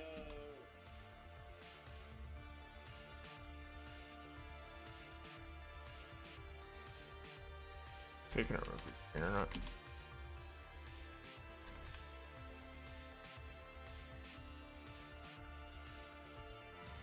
Oh my god! Please! Dude! Don't fucking get up. Don't you fucking dare. Oh my god. Yes! Oh my god! Oh my god, I've done it! I've fucking done it! Oh my god, dude! A legendary run. Alaska's sub-8 dream had finally come true. It was beautiful from start to finish. A 6-pitch inning while pitching, 6 strikes in bowling, 3 birdies in golf, and finally, a boxing where his opponent stayed down. It all added up to a 754, the first sub-8 in the history of Wii Sports. This run firmly cemented Alaska at the top. Nobody was really close to him. Second place was more than 30 seconds behind, and 754 continued to stay on top. People got a little closer, but there wasn't much news. Yeah, I know it's not. They had to replicate what Alaska did and find somewhere to save time. After 18 months of this, it was clear. There was only one person up to the task of beating Alaska, and that person was Alaska. Bruh. Come on! Let's go! In May 2020, Alaska beat his own record by 8 seconds. Most of the time save came while batting. He avoided a missed bunt that he had in his old record. Other than that, it was nearly identical. A 6-pitch inning, 6 strikes, and 3 birdies. He had found a way to just eke out the time he needed. Many more months passed, and his 746 remained alone at the top. At this point, he had held the record for about 2.5 years. That's significant for a popular game like Wii Sports. But by early 2021, he finally had some close competition. 2 players had achieved sub-8s of their own. One was SphereCube, and the other was Paul in the Mall. SphereCube's personal Paul best in the was Mall, 748, bro. just 2 seconds behind Alaska.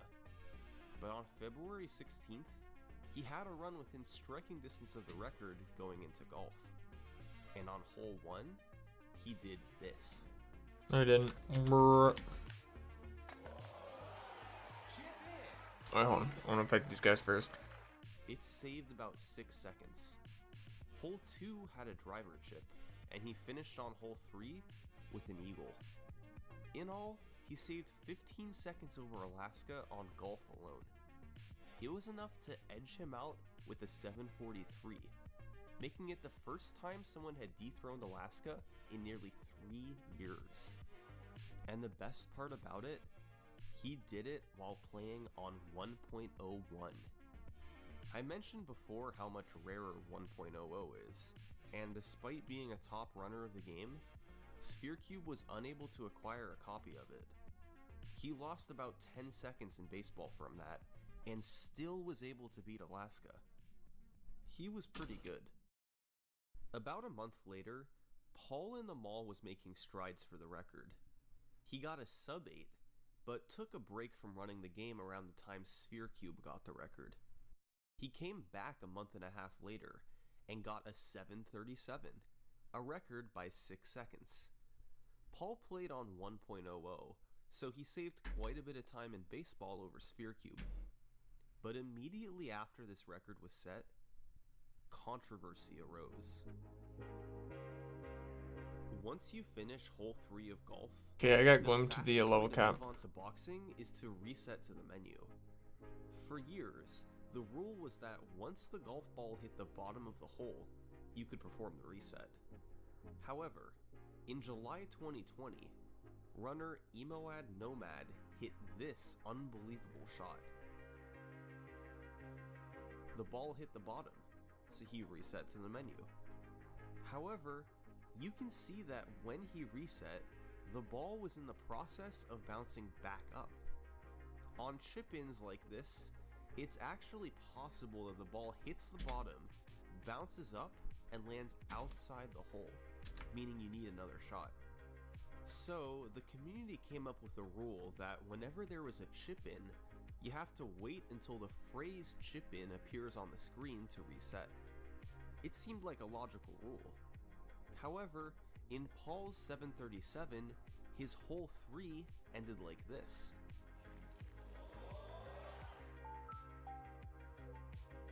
He reset right away, but since the ball hit off the pole, it technically would have been a chip-in, and he didn't wait for the text to appear. But then again, there wasn't any chance this ball would have bounced out.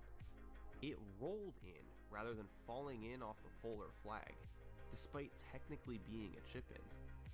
The community was split on how to rule this run, but ultimately, it was allowed to stay on the leaderboard.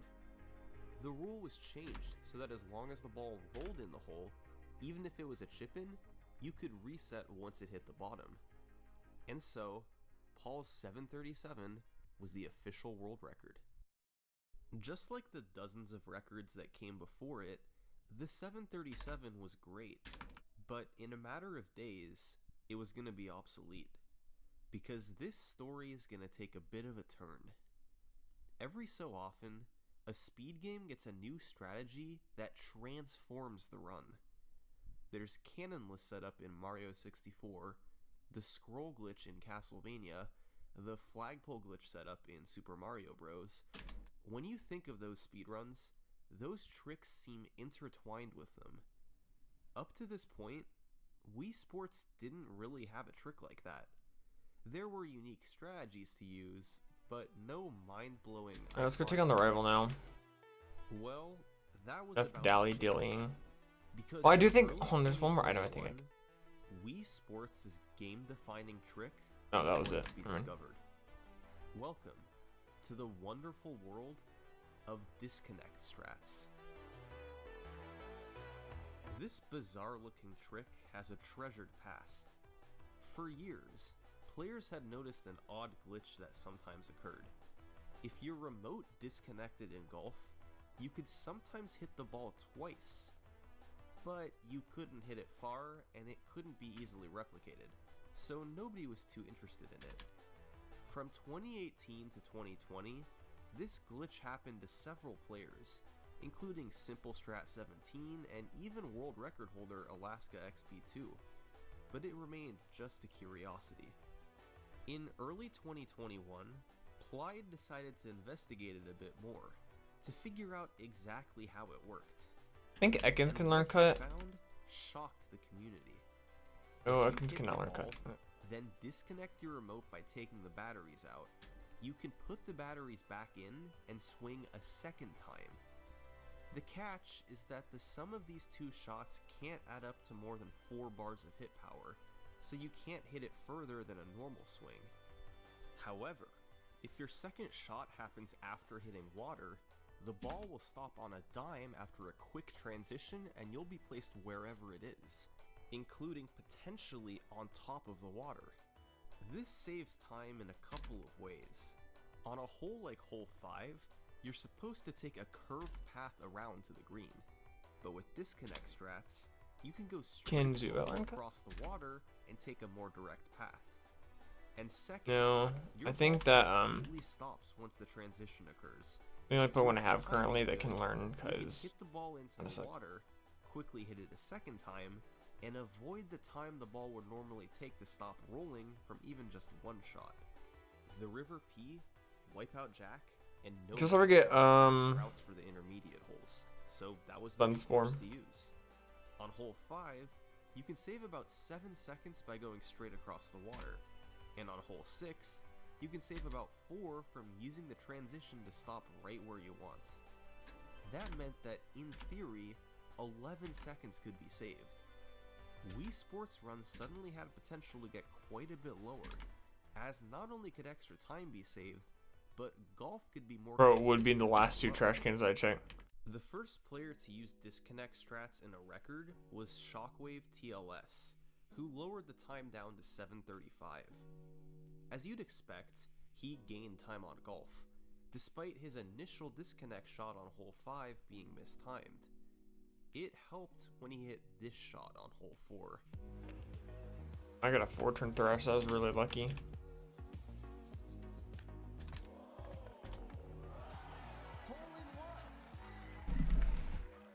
However, Shockwave is from the UK, and he wasn't able to import a copy of 1.00 from overseas, so he lost time in baseball. Next up was SunKERN again, who lowered the record 9 days later with a 7:32. He had switched to 1.00, so he saved the time in baseball, but he didn't use disconnect strats. Yeah, especially in the early days of disconnect strats, even some top-level runners found it too difficult to go for, since it wasn't technically needed for the record. About a month later, Shockwave took it a couple seconds lower, but still, he was playing on 1.01. A few months after that, SunKERN took it back, while still not using disconnect strats. Nobody was willing to string it all together. But in the summer of 2021, Shockwave would finally get a copy of 1.00. A top runner now had all 3 pieces of the puzzle. 1.00, a willingness to do disconnect strats, and a lot of skill. They all combined for a 7:28, a new record just 1 day after SunKERN's 7:30. This world record really had a lot going into it. You've got bunting for outs, bunting for hits, aiming for strikes, driver chips, disconnect strats, and much more. Shockwave implemented all of them, and the end result was a 7:28. Was there any time save left? Well, there were seconds here and there. His batting was near perfect, but while pitching, he accidentally threw an immaculate inning. 3 strikeouts, which we know from before are slow. There was room to save about 15 seconds there. His bowling was perfect, 9 strikes, so no time to save there. For golf, he missed a putt on hole 6, and his boxing could have been a bit better too. So sub 7 was definitely possible, but the problems of before still remained. It required perfection from all 5 sports, and that just wasn't realistic. But that didn't mean people couldn't try. By September, another contender showed up to play, MYAAA Nomad. And over the next few months, these guys were going to engage in a battle, both against each other and against the sub 7 barrier. Shockwave would strike first, with a massive 7-second cut of the record. He had time to save on pitching and on hole 6, so he gained 12 collective seconds there, but lost a few seconds while batting thanks to a foul ball. A few weeks later, he'd take it down to 7:18, and Nomad was right behind him with a 7:21. Nomad would then have a run a few seconds ahead of the record, but needed a miracle shot on hole 4 to keep it going. Back to the drawing board. On October 11th, Shockwave got a 7:16. Nomad followed up shortly after with a 7:17, a run that came just 24 hours too late to be a record. On the 15th, Shockwave had a run that lost time early to batting, but had an extraordinarily fast 5-pitch inning to bring it back to even. That showed how much potential there's. They got like a freaking million TMs. I don't know what they are because Gen 1 sucks. That's why. Hey, we could sell TM44. Been several seconds lower had he not been forced to foul off an inside pitch. Okay, so one thing was starting to become clear. This 45. wasn't much of a competition. The battle between Shockwave and let's just sell Nomad 44. was a blowout. Shockwave had set the past 7 records in a row. Nomad hadn't set any.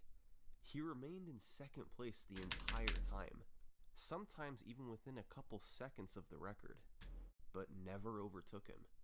This was starting to become personal. Nomad had to prove that he was still capable of taking the record. Well, he kept doing attempts, and on October 16th, Nomad was gonna have his chance.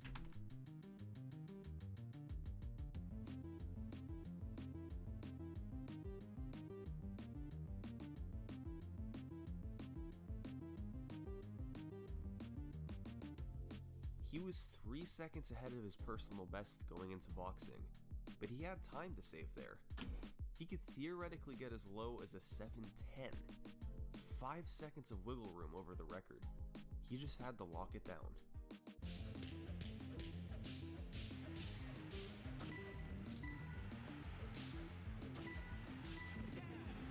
Shockwave's record was 7:15.433. Nomad's final time, 7:15.733. He had missed by less than a third of a second. Nomad could keep going. It's not like he was far off from the record. His next personal best would almost certainly be it. And sure enough, the very next day, he got himself a 7:14. It was a new world record. Had it not been for Shockwave getting this just hours before. An unbelievable record from Shockwave. It had just about everything. Nearly perfect batting, 4-pitch inning, great disconnect strats. It just missed sub-7 because of a missed shot on hole 4.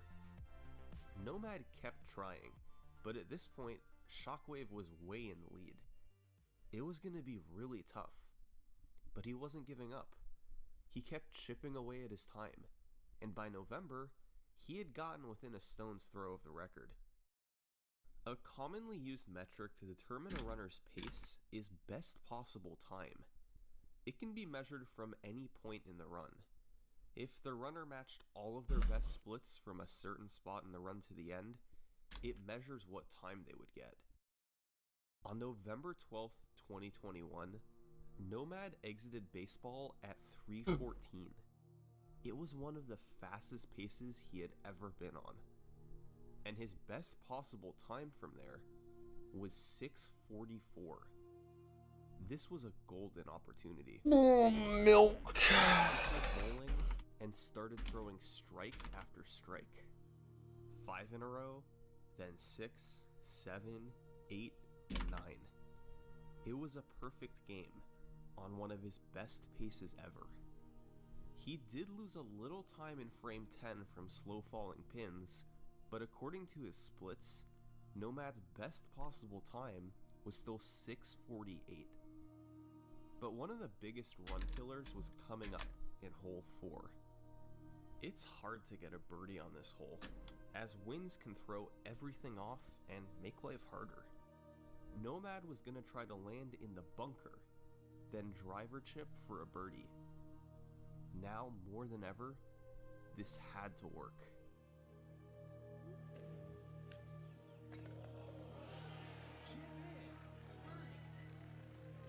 It was beautiful. He didn't get a hole-in-one, so he couldn't get in the 640s anymore, but his best possible time was still 6:54. This was doable. 3 splits to go. But he had to get through hole 5's 2 disconnect shots. Shot 1 went well, but on shot 2, he landed far from the hole. It was tough, but Nomad had to sink this putt. He had missed enough world records. This shot had to be the difference between all his past runs and a sub 7.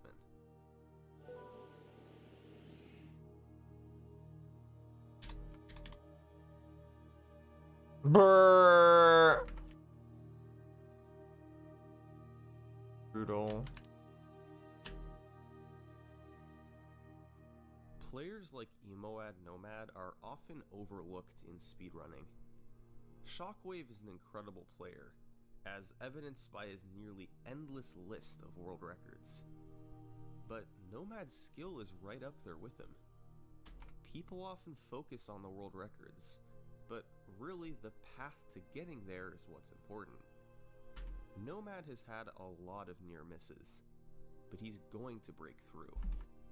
His sub 7 dream might not be done yet, but the journey it took him to get there is what'll make it feel so great.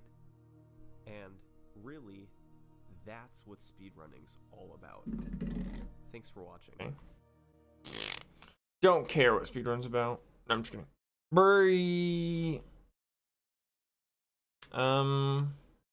Yo, my favorite Sonic Salt video. Let's go. Or at least one of my favorites.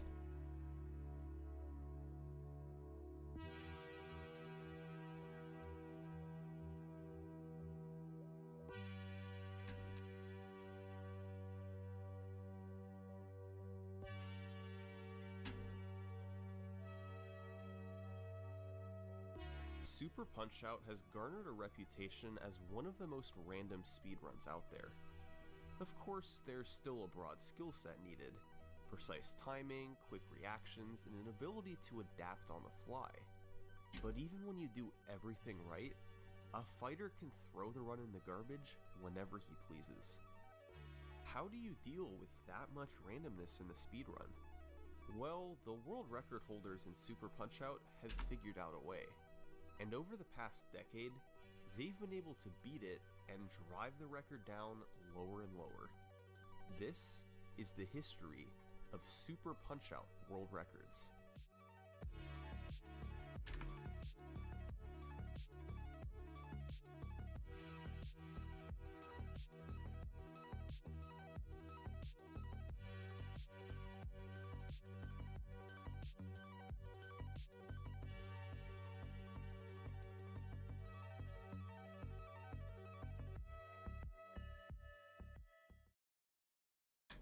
Here's a timeline of the Super Punch-Out single segment record.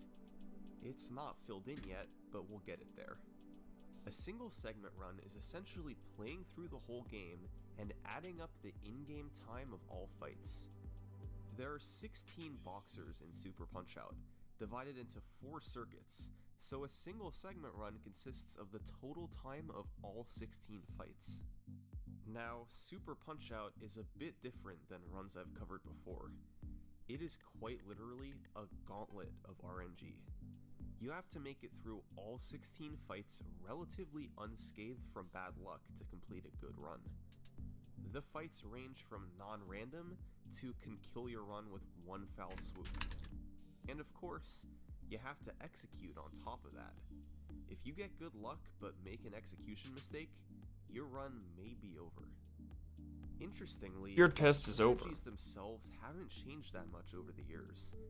Instead, the progression has come from improving execution and getting the RNG gauntlet to better align. And believe me, it has made for some unbelievable stories over the years. But for now, let's go back to December 2012, when a runner completed one of the earliest single segments. Imagine not being able to run away from a G, dude, bro. He's arguably the most well-known Punch-Out runner in the world today, but back then, he was relatively unknown. Zallard won. Is Zallard 1. Oh, I knew it. Because I'm a Zallard genius. began his run on And because I've Christmas seen this Eve video like 4 times already. And with because his I first watched completed single his, segment run, yeah, which whatever, you know also what I mean. happened to be the world record. Right off the bat, you've got 2 types of fights in Super Punch-Out: the random ones And the the non-random non. ones. Boy, is that how that Random works? fights tend to be toward the start of the game, like the first fight, Gabby J. Zallard started by repeatedly punching him in the face. These punches were all buffered, meaning as soon as one was thrown, he held the buttons for the next so it would come out on the first frame possible. These face punches served two purposes. First, they helped fill the super meter, seen here at the bottom of the screen. Once filled, you can throw super punches that do more damage. And second, they helped fill the dizzy meter, a mechanic abused across all 16 fights in the game. If you punch an opponent a lot in a short period of time, an invisible dizzy meter starts to get filled. Do this enough, and they'll become dizzy and back away. By precisely timing a punch when they come back, they'll get knocked down instantly. This is used across the run to score quick knockdowns, and leads to most opponents being beaten in just seconds. Finally, there was one last step to this fight. A dizzy opponent has that window where they can instantly be knocked down. However, this window can be quite small, and it's easy for even a world-class player to miss. Fortunately, Zallard invented a way around that. Buffer strategies. By chaining a series of inputs together, it's possible to waste the exact number of frames you want so an attack will land on the same frame every time. For example, let's say Gabby J's knockdown window is between 120 and 129 frames after the dizzy begins. Well, it just so happens that a full duck, a right body punch, and a high super waste exactly 120 frames. So if you just buffer those inputs together, making each come out on the first frame possible, the super comes out at the perfect time to knock him down.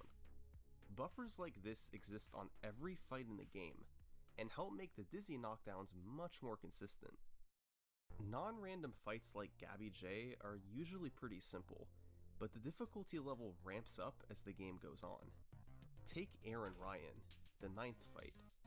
The first knockdown is from a dizzy, but when he gets up, you have to precisely time a super to counter his attack and send him down again.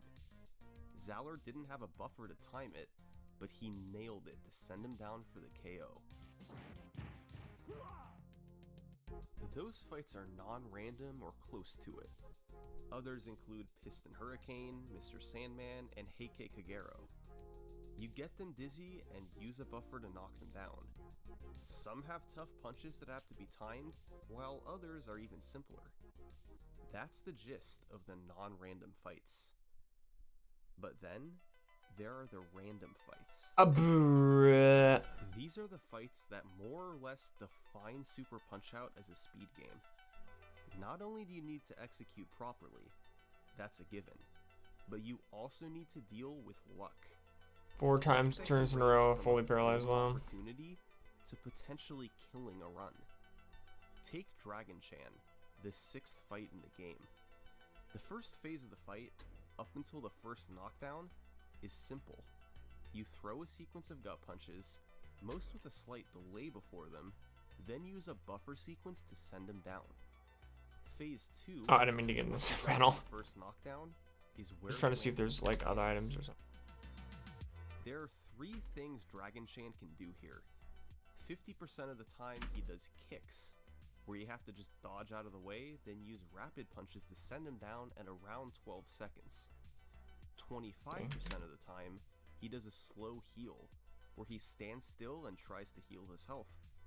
2 supers send him down, and you get a time in the high 9-second range. And 25% of the time, he does a fast heal, where using just 1 super gives a time in the high 7s. That's a range of more than 4 seconds for 1 fight. Given that boxers are beaten in 15 seconds or less, that's a massive time swing. And Dragon Chan is just one example. Zallard had to deal with luck like this on more than half the fights in the game. But we'll get to that later. For now, the sum of his 16 fights came out to 3 minutes and 10 seconds. It was a well-executed run, and had a range of good and bad luck. Over the following few weeks in 2013, Zallard would keep doing attempts and chipping away at the record. He took it lower into the 3s, approaching the sub-3 barrier but falling just short. However, on March 19th, thanks to a couple fights in particular, Zallard had a very promising run. This is Bob Charlie. All right.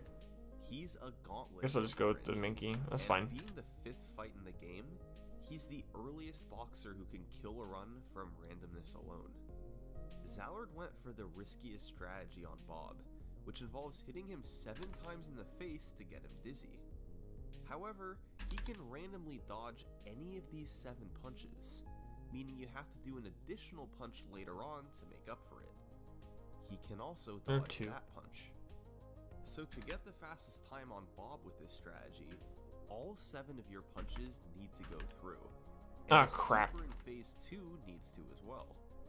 It can lead to a time in the 5-second range. However, every dodged punch loses a second and a half. 1 dodge isn't too bad, but 2 or 3 or 4 dodges, your time can spiral in a hurry. Luckily for Zallard, on this particular run, Bob only dodged once, so he moved on with a very solid 6.99. Unfortunately, Dragon Chan gave kicks, so he failed to gain much time there. But thanks to some very solid execution down the stretch, Zallard was able to keep it close going into the special circuit. And it was there he had to face off against Hoy Carlo. Hoy is absolutely brutal. He's extremely random, and he's the 3rd to last fight in the game. Not an opportune time for a bunch of RNG. A lot of the first phase of the fight is playing it by ear. You want to throw punches and hit him with supers to get him dizzy. Of course, he can randomly block you, duck under punches, and potentially shove you to the side. If he shoves, it destroys your dizzy meter and can kill your run instantly. In phases 2 and 3, you need to throw supers to knock him down twice more. He can randomly duck under these. Each duck loses about a second and a half, or potentially more depending on his next moves. Now, in theory, if you play it risky and get no blocks, shoves, or ducks, you can beat Hoy in 8 seconds. But good luck with that. The odds in getting it were less than 2%. A 10 to 12 second Hoy is very solid, but it can get ugly quickly. If he shoves in phase 1, it can be impossible to beat him in under 20 What was seconds. I doing? Alright, I need to deposit him on. As you can imagine, it's awful to have to deal with this at the end of a run. But this Now there's 1 or 2 things we can do. We can take Eevee, evolve it, and immediately add to our party, or we can save it until the end of the game, till we know what typing we need an extra of, which I think that's the smarter strategy. So, great luck. So we're gonna. In the description, Zallard could only manage 1 word of analysis. What? What? 3 minutes, Zallard would take a break from super punch-out runs. Anyway, check. He was the only Yeah, we're gonna save the Eevee record.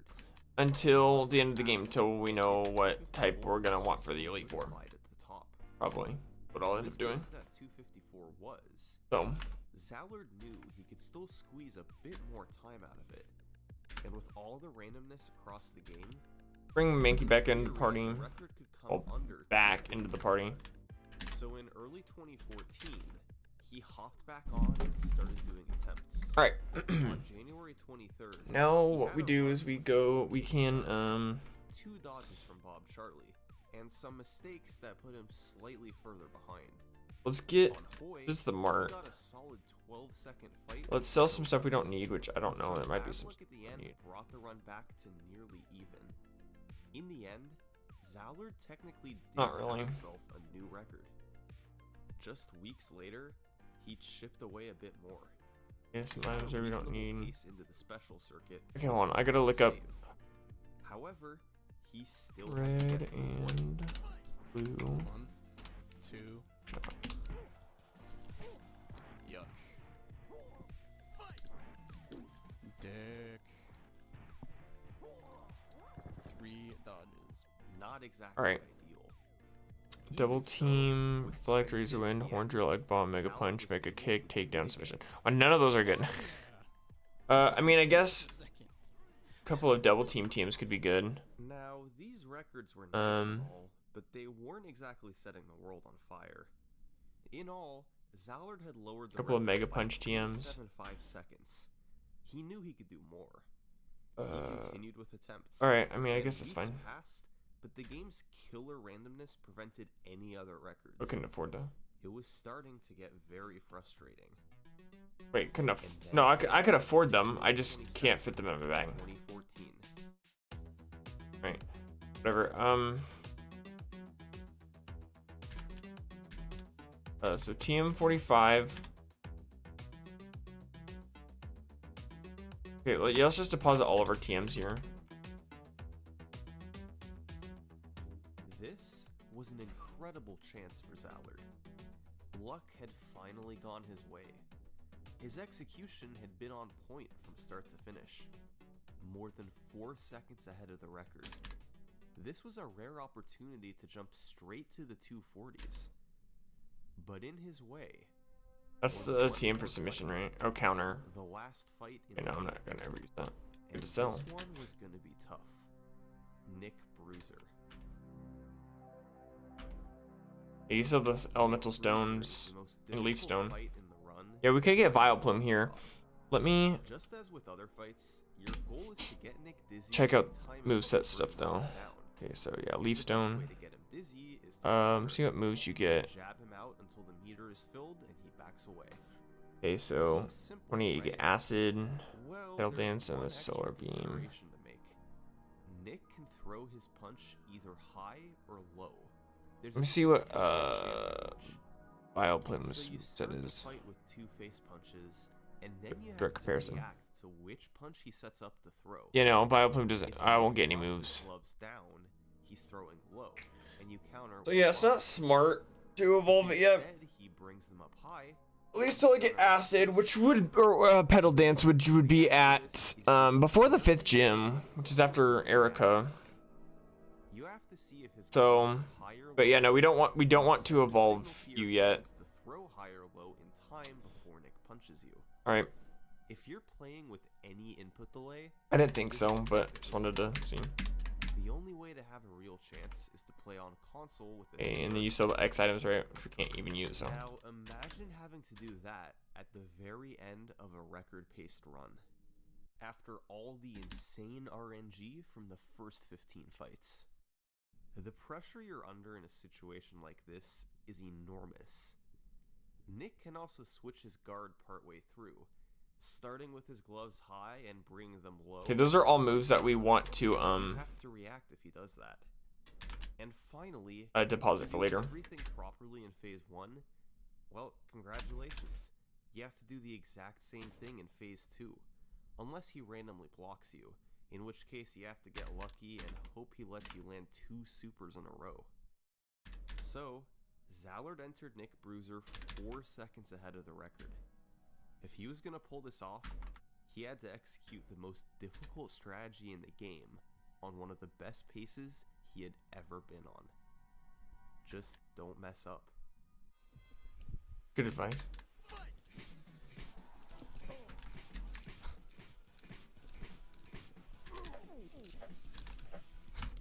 You gotta be fucking kidding me. Not only did he hit the counter, but he did so on the first frame possible. A frame-perfect counter speeds up phase 1 by a fraction of a second So and allows for some wiggle room later on. we got Erica. One more phase, and the sub 250 would be his.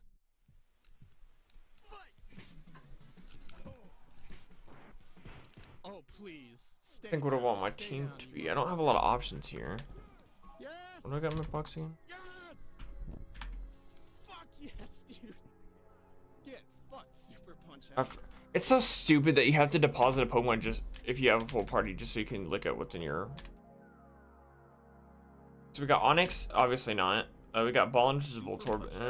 Magikarp, no. Zubat, maybe. A sub 250 was Could we get an ultimate goal. Could we get an In Arbok? dramatic fashion, he had done it. With We could nobody get an close to Arbok. him on the leaderboards, That's kind of tempting. he felt safe And then we're not gonna use Eevee. mission accomplished. Arbok to replace War Turtle, I guess.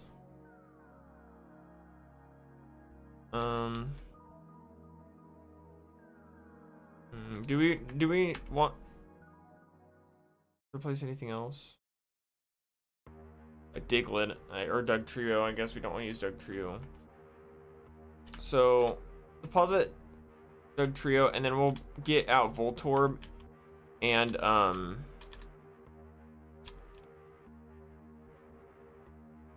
what? Oh, I gotta deposit War Turtle still. I was like, wait, what?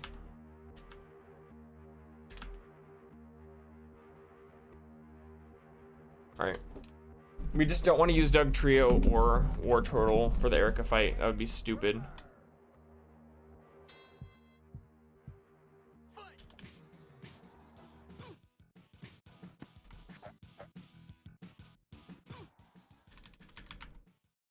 Heartbreaking. Nick threw his punch up, but Zallard missed the counter. It was on pace for a mind-boggling 240 with 2 fights to go, and a 243 into Nick. This wouldn't have beaten the record. It would have obliterated it. Unfortunately, landing counters on Nick under pressure is one of the hardest things you can do. And this time, it was just too much for him. But what this run did do was prove how much time was still left to save. He saved almost 7 seconds combined I can't risk it. Charlie and Dragon Chan, with just 1 dodge and the fast heal, respectively. There was also some time to save on Hoy. Getting a time around 10 seconds was reasonable. The real problem was getting all that to line up, then landing counters on Nick, knowing what you're about to pulse. We can get Fly, right? But the potential was there. If not for a 240. Because if we could get Fly, that would be so nice. I think I can. On June 3rd, 2015, Zallard had a run that saved the 7 seconds. Yes! But unfortunately, he lost most of that time on Mad Clown. Clown is yet another point of severe RNG in the run. There's a lot that goes into it, but a lot of what to look for is what happens right at the start. Oh, this is an encounter. Oh, crap. You begin by throwing 2 face Duo, punches and hoping they both land. If they do, you're in good shape for later. If he dodges, you're losing about a second. But if he blocks, you lose time there and in phase 2 since he gets a bigger health refill. If both punches land to start the fight, you can beat Clown in as low as 9 seconds. Nice. That's the best case scenario. An average standard Mad Clown fight is in the 12 We're gonna name it Do. However, if he really wants to screw around, Dublé. it can get much worse. And on this particular run, Clown yeah, we're obviously gonna want missed the counter. Do Duo instead of Ekans. A 16 on Clown is pretty rough, and most of his lead was eliminated. But an 11 on Hoy and a good Nick fight was enough for a solid record. Wow, dude. For real? For real, dude? Just a few days later, Zallard would follow this up with another record, a 244. It was a nice time, but a frustrating run of give and take. He got a 5 on Bob, but it was This is the same route as before. Picks on Dragon Chan. He gained several seconds on Clown, but lost a few on Hoy.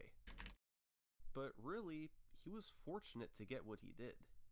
In Super Punch-Out, every fight from Mad Clown onwards can kill your run just from luck alone.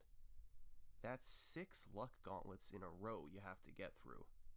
If one fails, you might have to reset. The game can take an incredible pace and make it look like dirt before you realize what happened. Take this run, June 10th, 2015. Everything was going. This is like the perfect place to grind Doduo. 5 on Bob Charlie, a 7 on Dragon Chan from the low heal, and a reasonable 13 on Mad Clown. He was 3.5 seconds ahead, with more time to save later. He just had to make it through the next few fights. This is Super Macho Man, the last fight in the World Circuit. Zallard's Phase 1 strategy at the time was simple. Start with a gut punch, then counter him a couple times, throw a couple supers, and knock him down in the upper 6-second range. Macho can mess things up if he dances around, but more often than not, you should be good for a knockdown in the upper 6s. However, this fight takes a turn in Phase 2. You can get Macho to stay down for the second knockdown, but only if this knockdown comes within the following 3 seconds after the first knockdown. So, in this scenario, if your second You had to knockdown paralyze me is the turn I freaking wake up, seriously. Macho will stay down for a KO.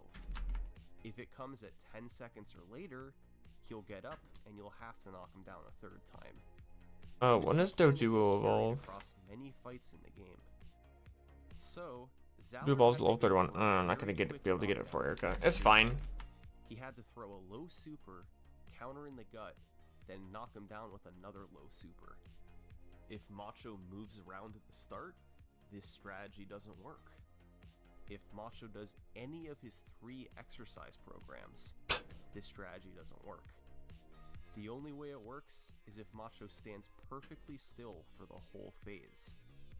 It's possible, but not very likely. So, what did Macho do this time?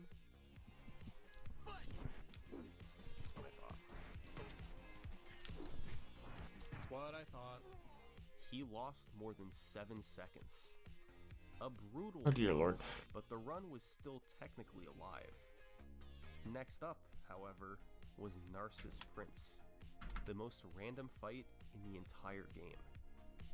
Honestly, there's too many different things this guy can do to explain here. He can randomly block you, dodge you, give many different patterns, and much more. But he has the same KO mechanic as Macho, where if your second knockdown is within 3 seconds of your first, he typically stays down for good. With maximum cooperation, it's possible to beat Narcissus in the 10 to 11 second range, but there's so much that can go wrong. Anything under 15 seconds was considered a pretty good fight, but if Narcissus wants to waste time, he can make the KO impossible. Okay, I should start going for Peck on the oddish from now on. And what sort of fight do you think he gave Zallard on this run? Nice. Good shit, Narcissus. You're so good. Let's see here. What is that? 2173? 12 seconds. Nope. Run over. A small mistake plus a lot of bad luck. In just 2 fights, one of Zallard's best paces ever was completely destroyed. He had just lost 16 seconds, largely due to no fault of his own. Because, you see, Super Punch-Out does not care about the runner. It doesn't care what pace you're on. It doesn't care how badly you want the record. It doesn't care how well you're playing. It can take away your run whenever it feels. You can be on the run of your life, execute everything perfectly, but if you get bad luck, it's game over. And there's not a damn thing you can do about it. But for sure I'd be able to one-shot oddish. So, 244 was where the record stayed. More months went by, with no improvements in sight. Maybe it's just low level oddish. In August 2015, Yeah, I'll just do low level a oddish. person managed a sub 3 when Hootie pulled off a 253. But And it he still was doesn't far freaking from matter. done. I think it's bullcrap, but whatever. Zallard at least had a little bit of competition now. In September, Zallard did shave off another couple tenths of a second, but this wasn't the multiple second improvement he knew was possible. But on September 30th, he was gonna have a chance. A second behind the record, with 6 fights to go, Zallard entered Mad Clown, needing a good fight. He ended up with an 11, easily good enough. On Macho, he got the good luck for a 10-second fight. Narcissus didn't mess around too much, and he was able to get the KO at 11 seconds. Suddenly, Zallard was back in the lead. Well, then. Next up was Hoy, who we know can be just awful. But he got no ducks in phases 2 or 3. Yet another 11-second fight, and Zallard was 2 seconds ahead with 2 fights to go. This run was on pace for a 241, the type of run Zallard had been looking for years. But there's one fight I haven't told you about yet, because Nick Bruiser has a twin brother that comes right before him. This is Rick Bruiser. Not a very creative name. Rick is a really straightforward fight. There's no luck involved for the first 2 phases, and the execution isn't too hard either. You get him dizzy in phase 1, then use counters and supers in phase 2. That stuff's fine. But then there's phase 3. The entire fight is made or broken on the first punch of this phase. If this high super lands, you'll finish the fight at 11 seconds.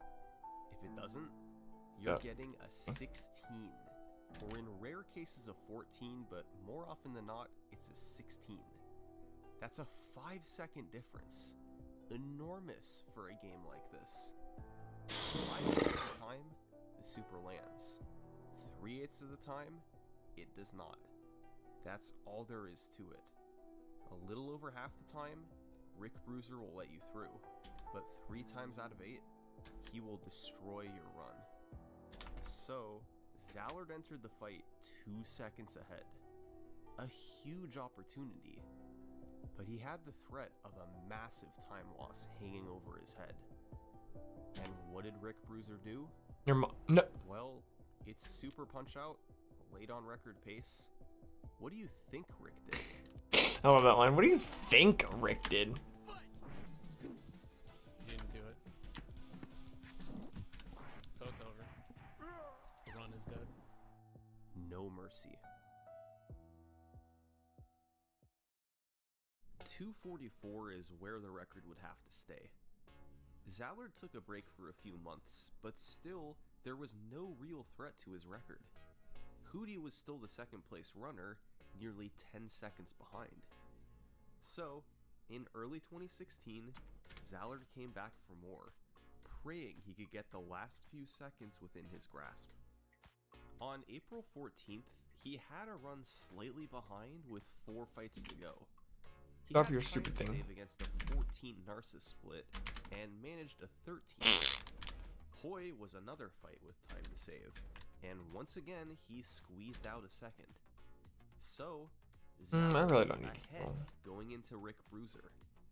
If he would just stand still and take the uppercut, he was gonna have a shot at the How does record. Minky evolve? He needed the 5/8 luck, We got it. and he got it. 28. Okay, so yeah, I'll be able to get a Nick primate counters before away for a Erica. world record.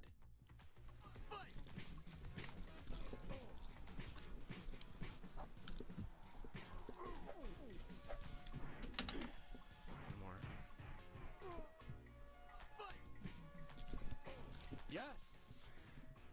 Yes! Yes! Yes! Finally, Zallard had lowered the record. This wasn't the god run he was looking for.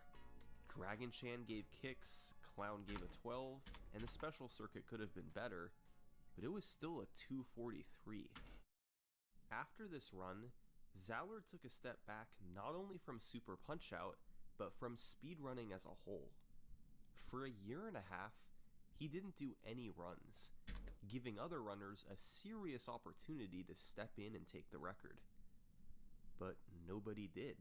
Zallard remained at the top unchallenged, with the closest player still being Hootie. It's quite rare to have records undisputed for this long, but Zallard's mastery of the game was far ahead of anyone else's. Finally, 18 months after his 243, he went back to attempts. It was hard to expect a record right away, since it had been so long since his last attempts. It took some time to get back into it, but he eventually started getting runs deep. Still, nothing good enough for a record. But all of a sudden, on November 29th, 2017, Zallard found himself on this run. This run. Alright, Carl Jobs. Brr.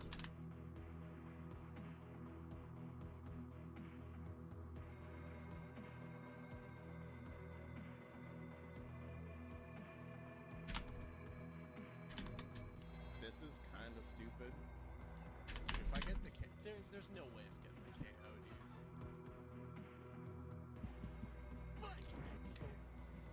No fucking way, dude. No fucking way. What is this? What is this bullshit?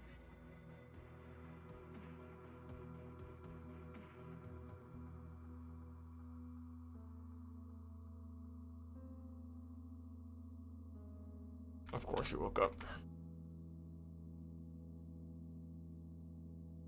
Alright, Rick could totally fucking dodge me, and it could still be okay.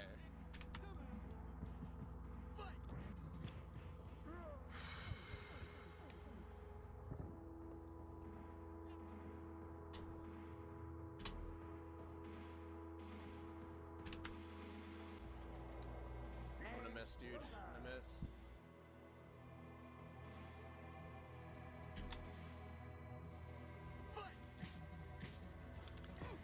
Fuck, dude.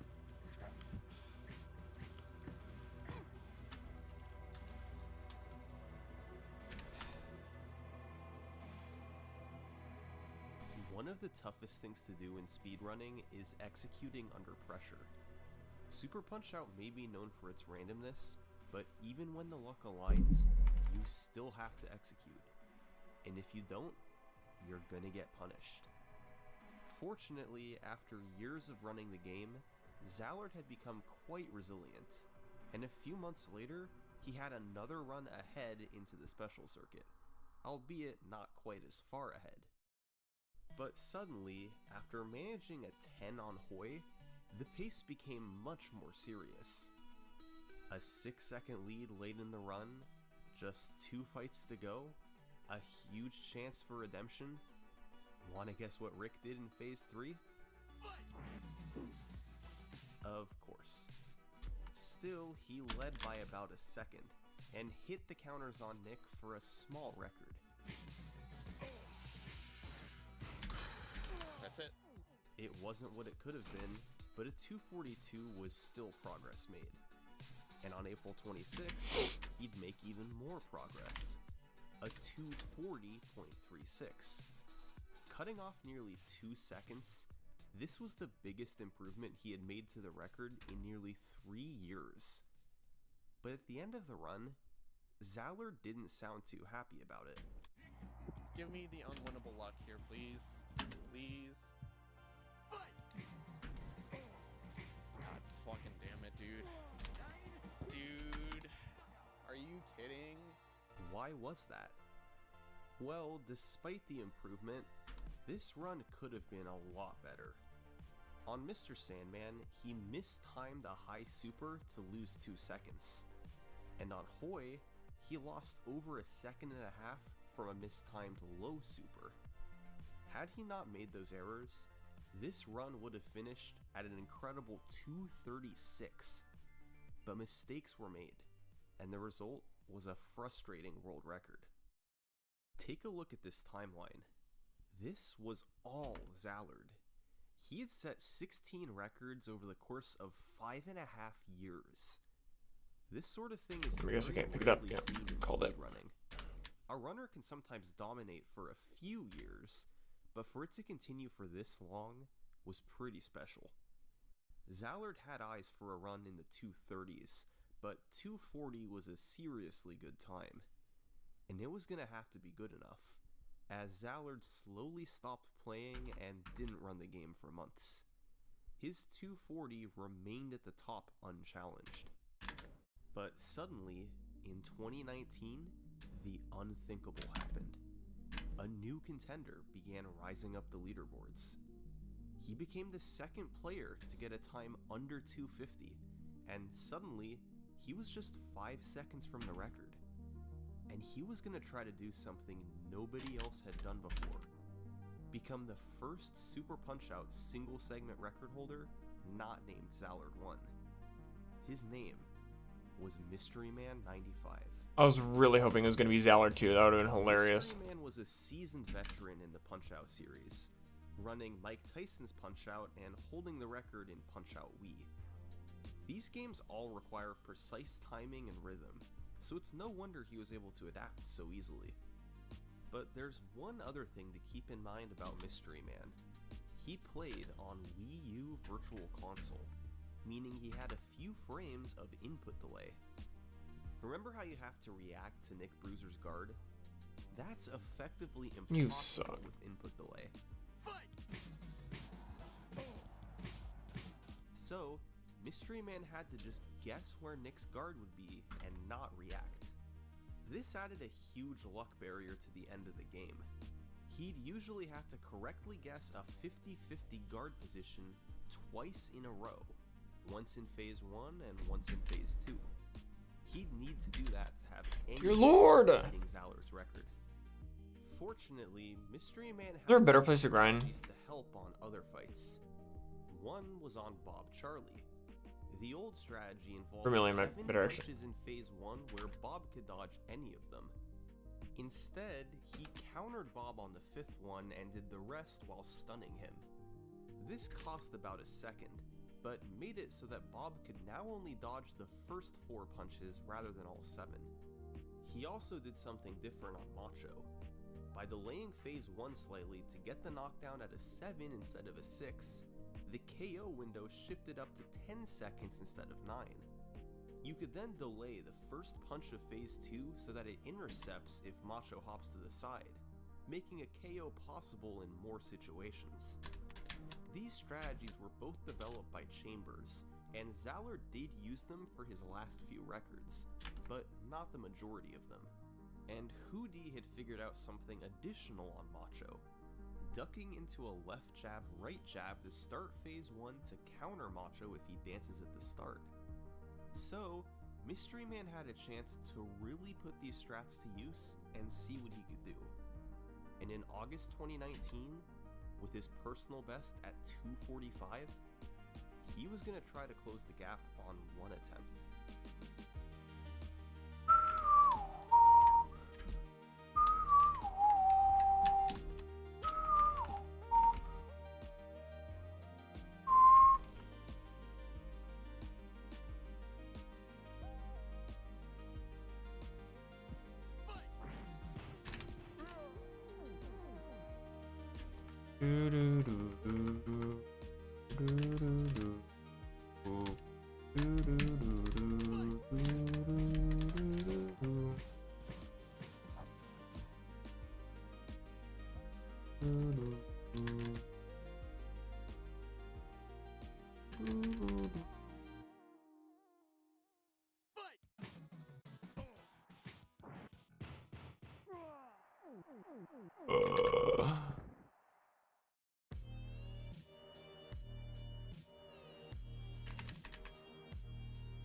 There was a new king of Super Punch-Out, and he had done it by a mile.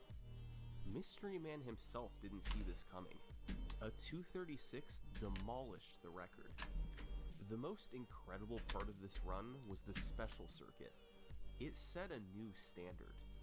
A 12 on Narcissus was a solid start, but a 9 on Hoy was incredible. He had a perfect Phase 1 and just one duck in Phase 2. Rick took the uppercut in Phase 3, and he landed both counters on Nick. These were the types of special circuits you needed for a world record. You need great luck and no mistakes. And despite the input delay, despite the massive odds against him, Mystery Man had pulled it off at the end of a run. For the first time ever, the record didn't belong to Zallard 1.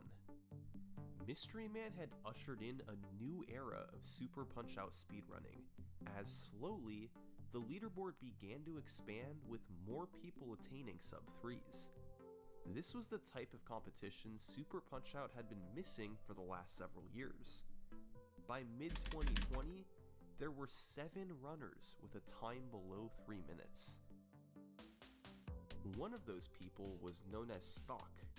Stock had a similar path to Mystery Man, slowly lowering his personal best before settling on a 2:45. This meant he was still 9 seconds from the record. But in August 2020, he would find himself on a remarkable pace. 10 seconds ahead of his personal best, and a second ahead of the record, going into Rick Bruiser. This was a 2:35 pace, and he was in position to take the record. He just needed Rick to stand still in Phase 3. He did not. But thanks to his huge lead, Stock still finished with a 2:39, the second sub 240 ever achieved. Entering 2021, Mystery Man's world record was still on top, but the community was ever expanding.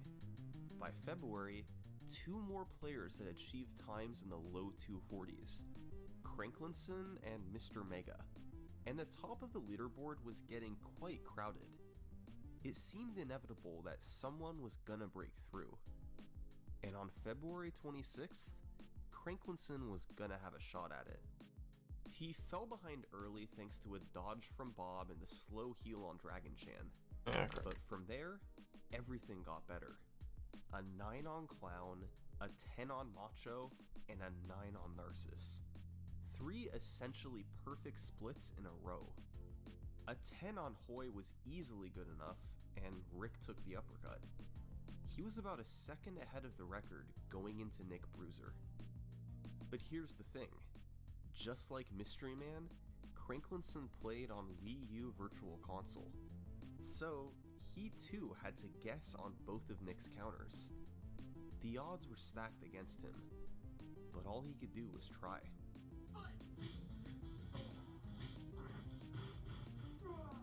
New world record, 235.68.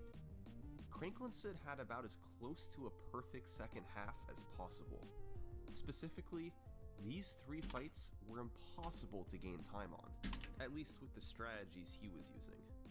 The major circuit lost him some time, but when combined with the incredible second half, it was easily good enough for a record.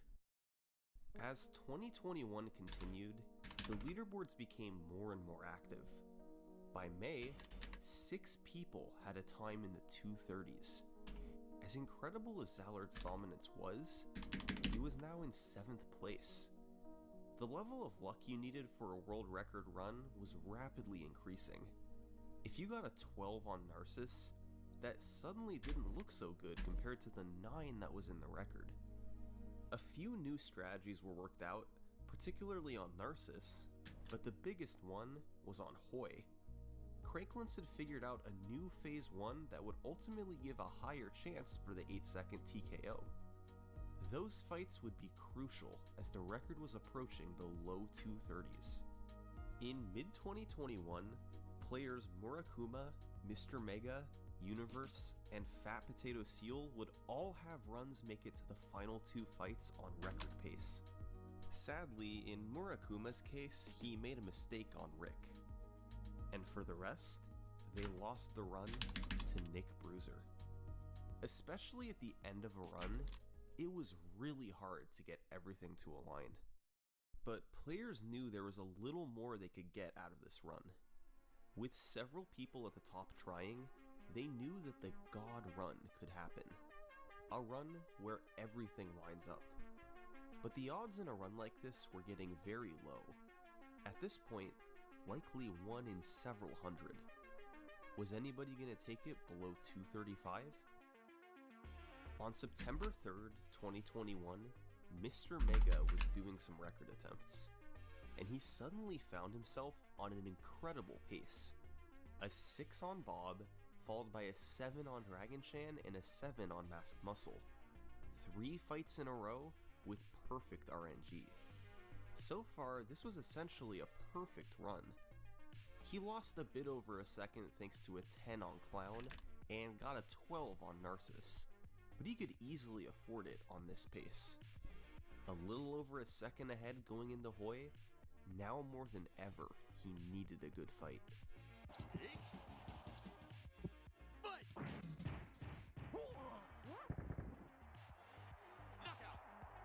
An 8 is a perfect time for Hoy. Rick Bruiser led his super through, and Mr. Mega was 3.5 seconds ahead into Nick Bruiser. This wasn't just world record pace. This was destroy the world record pace. If there was ever a time to execute on Nick Bruiser, this was it. No pressure.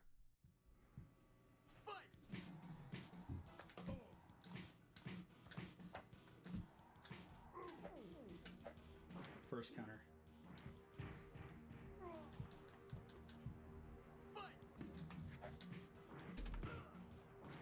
World record! World record, dude! Are you fucking serious? Holy shit! Holy shit! Holy shit! 232! Oh my god, I can't believe my shit! A huge world record from Mr. Mega. He had just shot himself from 5th to 1st place. This was the time the community had been looking for all these years. A run in the low 230s. Good luck nearly everywhere, and nailing it down on Nick Bruiser. It wasn't perfect, but the opportunities for time saves were extremely limited. Super Punch-Out had finally gotten the run it deserved. And that's where this video would end. That's where the story would end. But it doesn't. Look, I don't switch to first-person narration often, but I don't really have words to adequately describe what happened next. Because 8 days after Mr. Mega set this record, Fat Potato Seal did one of the craziest things I've ever seen. On screen is the running total of the odds of the run Fat Potato Seal was on. He answered the first major luck barrier in the game, Bob Charlie, and ended up getting a 6. A perfect fight with no dodges or blocks. He then fought Dragon Chan, and once again got perfect luck with the low heal. Masked Muscle also gave the best luck possible. He had gotten perfect luck through the first half of the game. He moved to the second half. On Mad Clown, he got a 9-second fight, the best possible luck. On Macho, he got the KO at 10 seconds, the best possible luck. On Narcissus, he got a 9-second KO. Technically a high 8 is possible, but a low 9 is essentially the best possible luck. On Hoy, he got an 8-second TKO, the best possible luck. Then it was time for Rick, and his random uppercut in Phase 3. And yes, he got the best possible luck. I've been making these videos for 5 years, and this run, I genuinely don't remember seeing anything like this in any other game.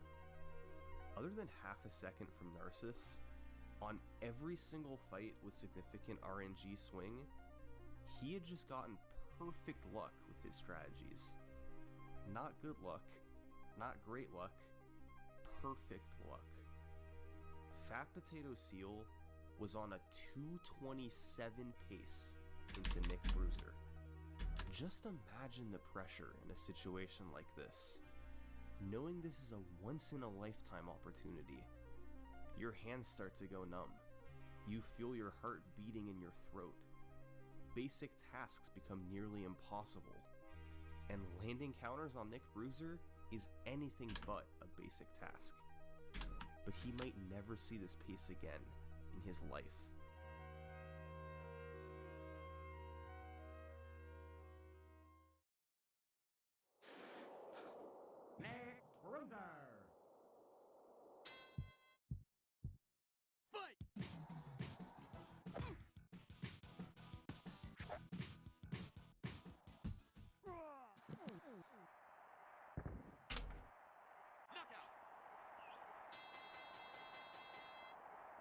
Pizza cake.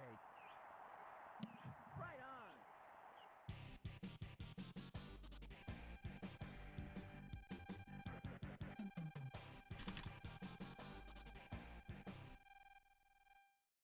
It's hard to expect anyone to have actually pulled it off at the end of this run. Even Fat Potato Seal, one of the best players in the world. This situation he was in was unprecedented, and might not be seen again for months, years, or even longer. But still, it's a heartbreaking feeling. It just goes to show, even when Super Punch-Out does give you the luck, it can still punch you right in the face. Over the years, we've seen all sorts of world records. Ones that seemed like they had no chance, ones that were on monster paces, and everything in between. This run's history isn't over yet, and this timeline isn't yet complete. We're just living in a moment of Super Punch-Out's history, and there's still plenty of history left to go. Thanks for watching. If you enjoyed,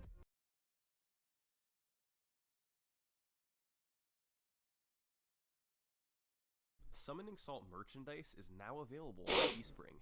Check out the storefront right below the video. Enjoy!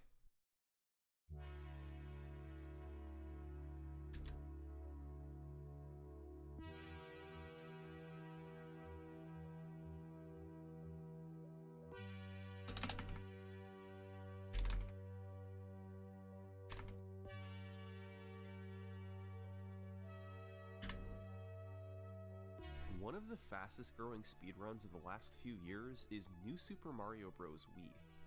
Close to 1,000 runs are on the leaderboard, a mark that not many games have reached. Naturally, competition at the top level is impressive, because not many people can call themselves a world record holder. A world record demands near perfection, honing in skills that come after thousands of hours of gameplay. Few people have gotten to that level, but those who have etched their place in speedrunning history. This is the world record history of New Super Mario Bros. Wii.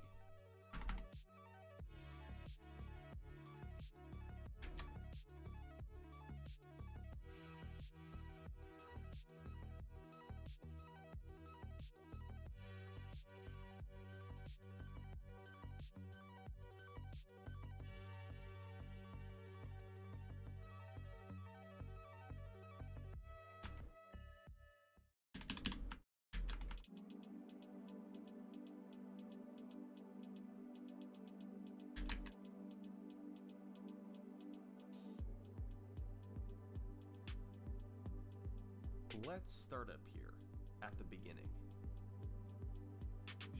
New Super Mario Bros. Wii was released on November 12th, 2009. Normally it takes months or even years before a speedrunning scene develops around a game. For New Super Mario Bros. Wii, it took 4 days. People nearly instantly gathered in the Speed Demos Archive forums to route the game for a speedrun. In the following weeks, times of 45 minutes and 35 minutes were claimed by MWL and Chronorox, respectively, although neither have video proof. What if they did it disrespectively? Pro would both route the game and complete speedruns, and in May 2010 he claimed the 2605, but once again he didn't record it. To get to the first recorded run, we have to jump to May 2011, when RareMonkey uploaded this run, a time of 26 minutes and 56 seconds. Riker Z started in World 1. Level 1-1 is quite straightforward, where you want to run and jump through to get to the end as fast as possible. However, there are subtle optimizations you can make. Sliding down the hills gives you a slight boost to speed, and running through the checkpoint is the fastest way to power up. Riker Z also picked up the propeller mushroom for later. In 1-2, he tilted the Wii remote to create downward slopes he could quickly run down, and picked up a star midway through, which increases your running speed. In 1-3, Riker Z used the propeller mushroom to fly up and access the secret exit, which unlocked the cannon to take him to World 5. In 5-1, he had to deal with the water in the latter half, and he simply fell in and swam as quickly as he could. It slowed him down by several seconds.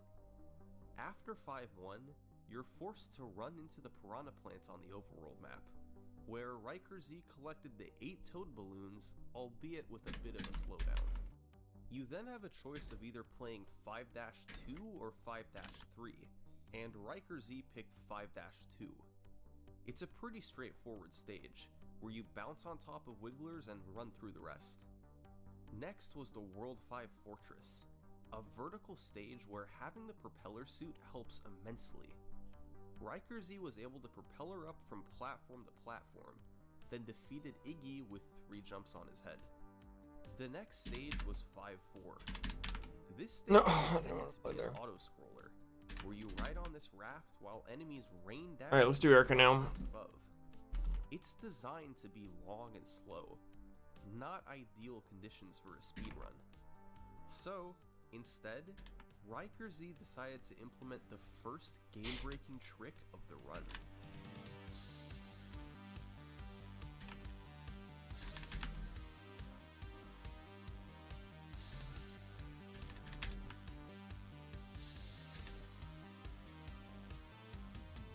This was first posted by UC Pro just 2 weeks after the game came out, and takes some practice to get right, but thanks to the propeller suit and navigating and jumping at the correct times, it's possible to skip the entire stage by jumping on the platforms and blocks.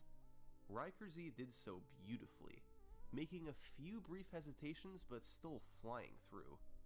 After 5-4 came the World 5 Ghost House, where RikerZ took the secret exit once again to unlock another cannon, this time taking him to World 8.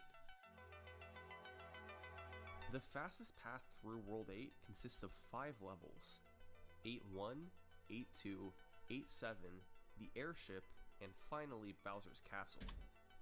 In 8-1, RikerZ had to deal with randomly falling meteors, and he got hit twice. He powered back up, only to intentionally take damage again later on to boost through some lava. In 8-2, RikerZ once again took RikerZ. World 8. 8-7 itself is a long stage consisting of jumping from spine coaster to spine coaster. World 8's airship isn't an auto-scroller like in previous games. Instead, RikerZ had to run through and traverse it as quickly as possible. He picked up the propeller shroom again to jump across big gaps instead of having to wait and slowly bring the platforms down. The Bowser Jr. fight was simple, hitting him with 3 bombs that he I just missed twice in a row. Finally, there was Bowser's Castle. RikerZ used the propeller suit quite a bit to navigate at the start, which isn't always the fastest. The last part of the run is the escape, where you have to guide Bowser's heat-seeking fireballs to destroy the path in front of you, then navigate through an obstacle course to the finish. In all, RikerZ finished after 26 minutes and 56 seconds. It was a good starting point. There were some obvious slowdowns that could be cleaned up, but no huge mistakes or deaths, and the video quickly went viral on YouTube. Over the next several months, RikerZ would continue running the game to push his time lower. At the end of 2011, he posted his first new time, a 25:49. This run actually saved time over the 26:56 in every single stage. Most of his strategies were the same, but were better executed. In 5-1, for instance, he dealt with the water much better, jumping out earlier and just barely being able to make it to the end. One of the biggest time saves was in 8-1, where he managed to avoid getting hit by the meteors and didn't have to power back up. But the best improvement was in Bowser's Castle. He guided the fireballs much better in the escape, using 9 fireballs to clear the path instead of 18 in his old record. In 2012, RikerZ would get 2 more records, a 25:31 and a 25:27. These runs both optimized existing I like to kick it. I'm a karate guy. Kia. Used just 7 fireballs to clear the path ahead, the fewest ever achieved.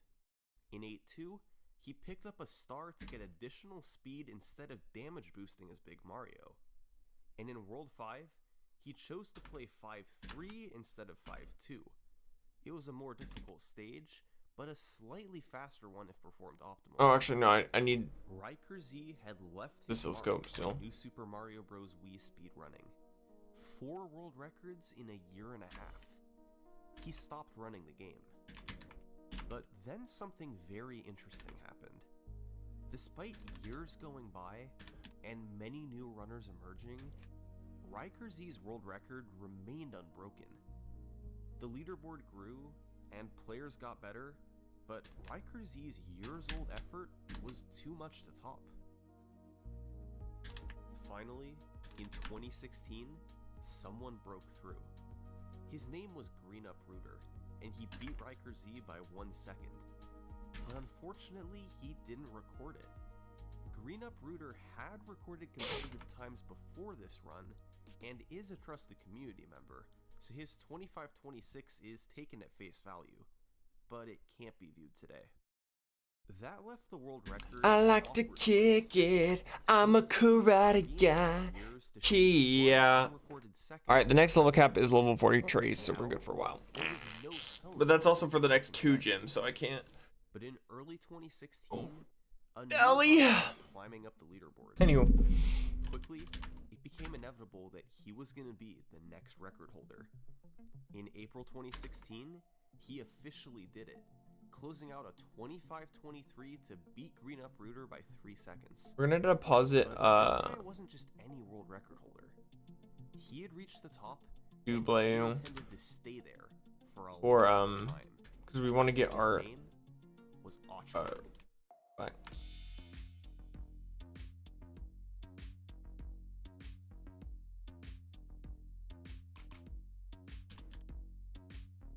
Ochgard had been around the speedrunning block before, achieving top times in Mega Man X3, Crash Tag Team Racing, and many other games. It makes sense that he was quickly able to get the record in New Super Mario Bros. Wii. But what nobody could have expected is that the very next day, he did it again, a 25:22.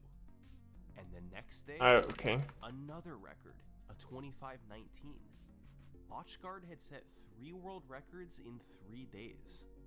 He was more consistent than any player who had come before him, meaning he hit tricks more often and made fewer mistakes.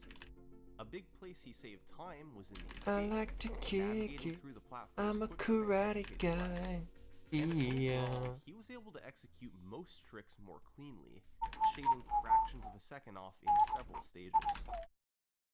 After these 3 records, Ochgard took a break from the game. Nobody came close to challenging him, with the closest active runner still being 16 seconds away.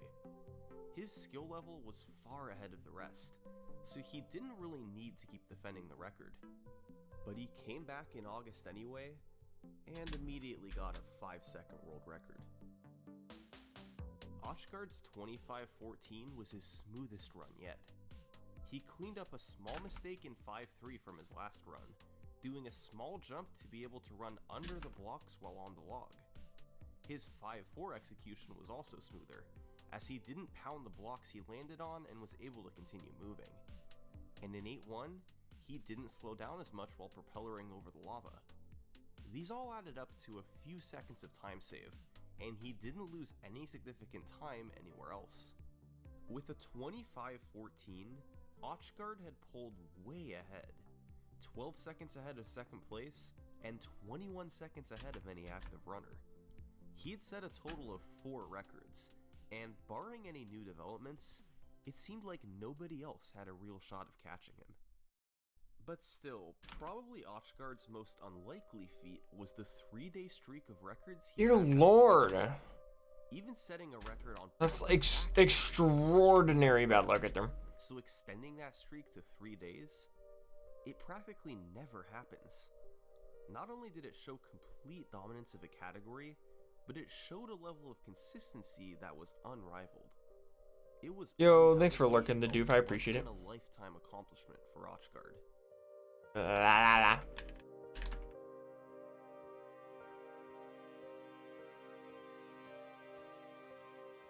I like to Yes, kick from it. August 16th I'm a through the karate 18th, guy. Otchgard Yeah. once again set 3 world records in a Yeah. row.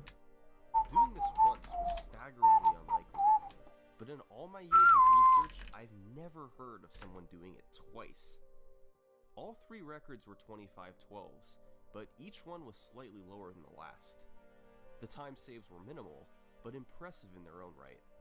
The first record had a particularly clean Bowser's Castle, the second cleaned up a mistake in 5-3, and the final shaved a fraction of a second on the rolling hills in 8-2.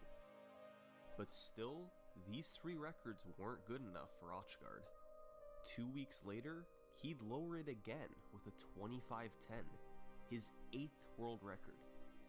Otchgard was quickly approaching a barrier, a sub-25-minute run. He was 10 seconds away. Did he have that much time left to save? Well, there were still fractions of a second he could get from cleaner movement throughout the stages.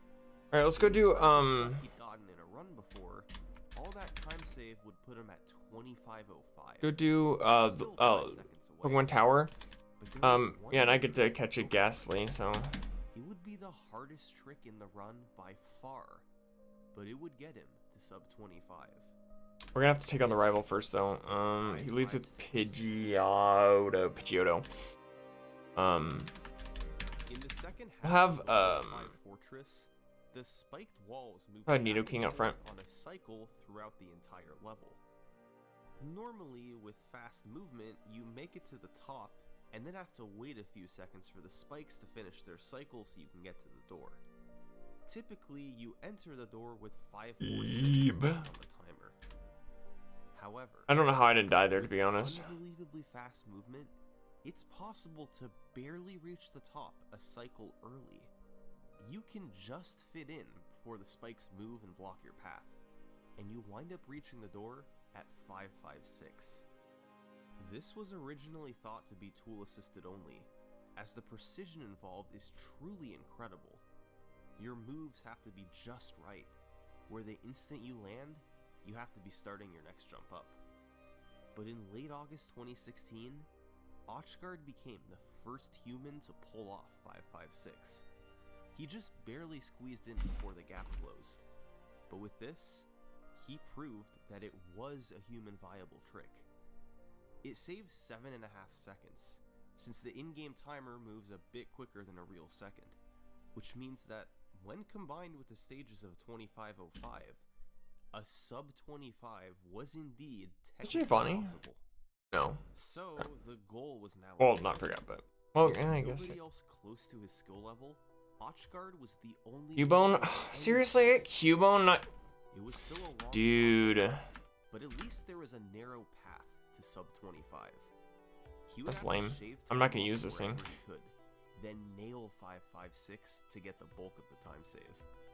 If he could pull all that off, it would be an essentially unbeatable speedrun. For the rest of 2016, Flame dash O. more than he ever had before. And over the Anyway, to next take on all the ghost years, types, what this is Pokemon what should we use? I think, I really do think Jax is our best bet.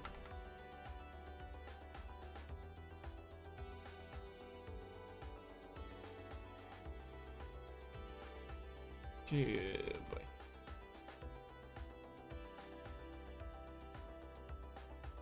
Oh my god. Did you get it? Yep. You did. Yes.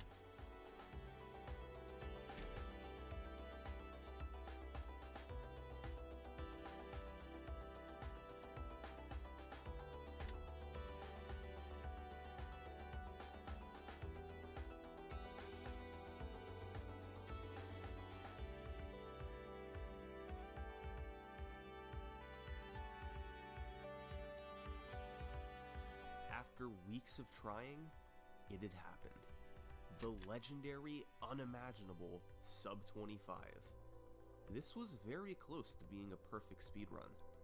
At the end of a run that had gotten 556, that was 5 seconds ahead of the record, Otchgard was able to get a gold split on Bowser's Castle. It was the fastest he had ever completed the last stage in a run. His movement was impeccable, and he saved all the time he could. Ochgard could finally celebrate and take it easy. He had gotten his ultimate run, and there was no need to bother defending it. And so, He didn't. For the rest of 2016 and throughout 2017, nobody was really doing world record attempts in New Super Mario Bros. Wii. The community considered Ochgard's time to be essentially unbeatable, and it made sense why. First, you'd have to get 556, which fellow top runner Gix01 described as a 1 in 50 trick. Then you'd have to find a way to save time in one of the other stages. Ochgard did not leave much room for this. And finally, you'd have to match his incredible Bowser's Castle split, which ended with a 511 on the in-game timer. As 2017 progressed, people did improve their times, but nobody was close to 24:58. Entering 2018, it really did seem as though Ochgard had achieved an unbeatable world record. Ochgard himself felt that maybe on the outer limit, a 24:55 would be possible. By doing quicker wall kicks in 5-4, doing spins later into jumps in the airship so Mario moved faster for longer. Give me a and break, other dude. small optimizations like those. He stopped short of calling his record unbeatable, but it's clear that neither he nor anybody else in the community felt there was much wiggle room.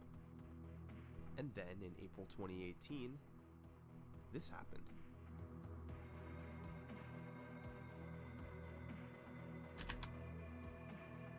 $24.45. How on earth was that possible?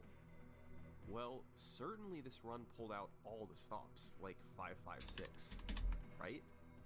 No, this run didn't have 556, so it lost a little over 7 seconds. Well, certainly this time was achieved by an established runner like Ochgard, right? No, it was from a new runner named Fade Vanity. Alright, so what happened here? Well, Fade Vanity was a runner who quickly rose up the leaderboards in early 2018 until he had a low 25. He performed the 24:45 on April 13th, 2018, and other than missing 556, the run was incredibly smooth from start to finish. 8-2 in particular was fantastic, finishing with a nearly unheard of 424 on the in-game timer. But that's not why this run was the record. This run had a massive time save because of a huge new trick in the airship. And that trick is called Bombless. At the end of the World 8 airship, you have to fight Bowser Jr. The intended way to fight him is to wait for him to drop a bomb, then ground pound to send it back up to hit him. Do that 3 times and Bowser Jr. Forgot they can counter Haunter in here. For years, that's how players fought him in runs. Rare, I guess. However, in August 2017, runner ILoveSMB found that in the World's 6 airship, it was possible to defeat Bowser Jr. by jumping on him 3 times. I misclicked. Didn't matter though. Runners then theorized that this could apply in the World 8 airship fight as well, which is what you do in an any percent run. However, the gap between Bowser Jr. and the top of the screen is smaller than Mario's hitbox, so despite players trying, nobody could fit in the gap to hit Bowser Jr. on the head. For a few months, that was the end of it. But in January 2018, former world record holder Green Uprooter figured it out. The key was Bowser Jr.'s movement. He not only moves horizontally, but also vertically in a sinusoidal pattern, oscillating from a low point to a high point. So if you fly up to him, then perform a ground pound in a 1 to 2 frame window when Bowser Jr. is at the lowest point in his oscillation, Mario's hitbox briefly shrinks just enough to fit in the gap so you can hit Bowser Jr. If you're able to pull this off, it saves 13 seconds, an incredible amount of time for a run like this. The problem is, it's really difficult. The only way to practice it was great, to load the file difficult. with propeller shrooms, then play the second half of the stage over and over. When Green Uprooter first discovered it in January 2018, it was thought to be an RNG related trick because nobody could hit it with any consistency. In fact, it took 2 more months before somebody hit it in a run, when Gix got it in March. Doing bombless saves up to 13 seconds, but doing double bombless, where you skip 2 of the 3 bombs, saves up to 20. Triple bombless would actually lose time since simply ground pounding the other bomb is faster. But despite double bombless being theoretically known to be possible, nobody had ever performed it, even in practice. You'd have to hit the most precise trick in the game twice in a row. It just wasn't realistic. So that's what made it even more crazy when FadeVanity got the world's first ever double bombless and finished the run as his 24:45 world record. I did it! I did it! I did it, I did it, I did it. Oh my fucking god, I did it.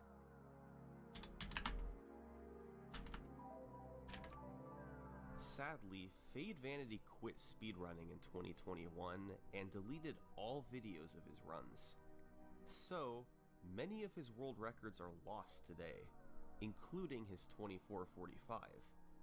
A small amount of footage from this run and others were preserved in Connor01's record history video, so we can see glimpses of what he did.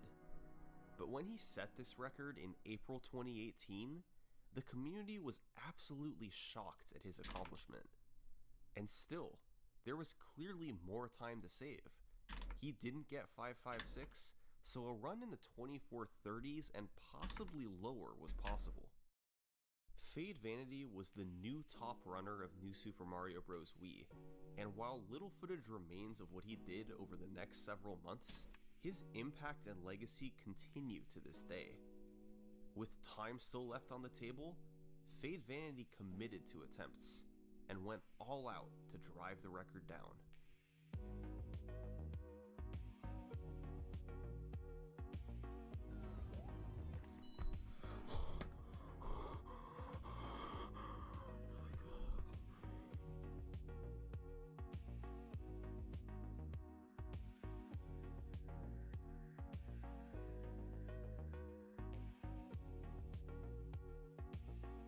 Let's go, let's go, let's go. We fucking did it. Let's go, 3x. Come on, let's go.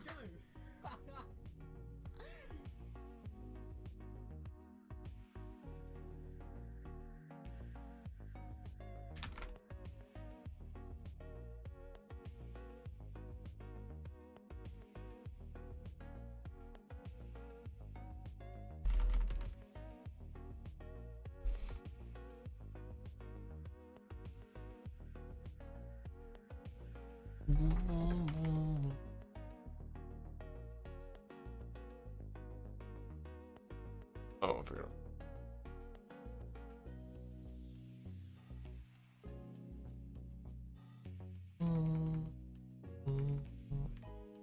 Let's take a stroll over to the new Super Mario. Alright guys, I'm gonna go ahead and end the stream there. We're gonna continue this Pokemon Red and Blue Hardcore Nuzlocke.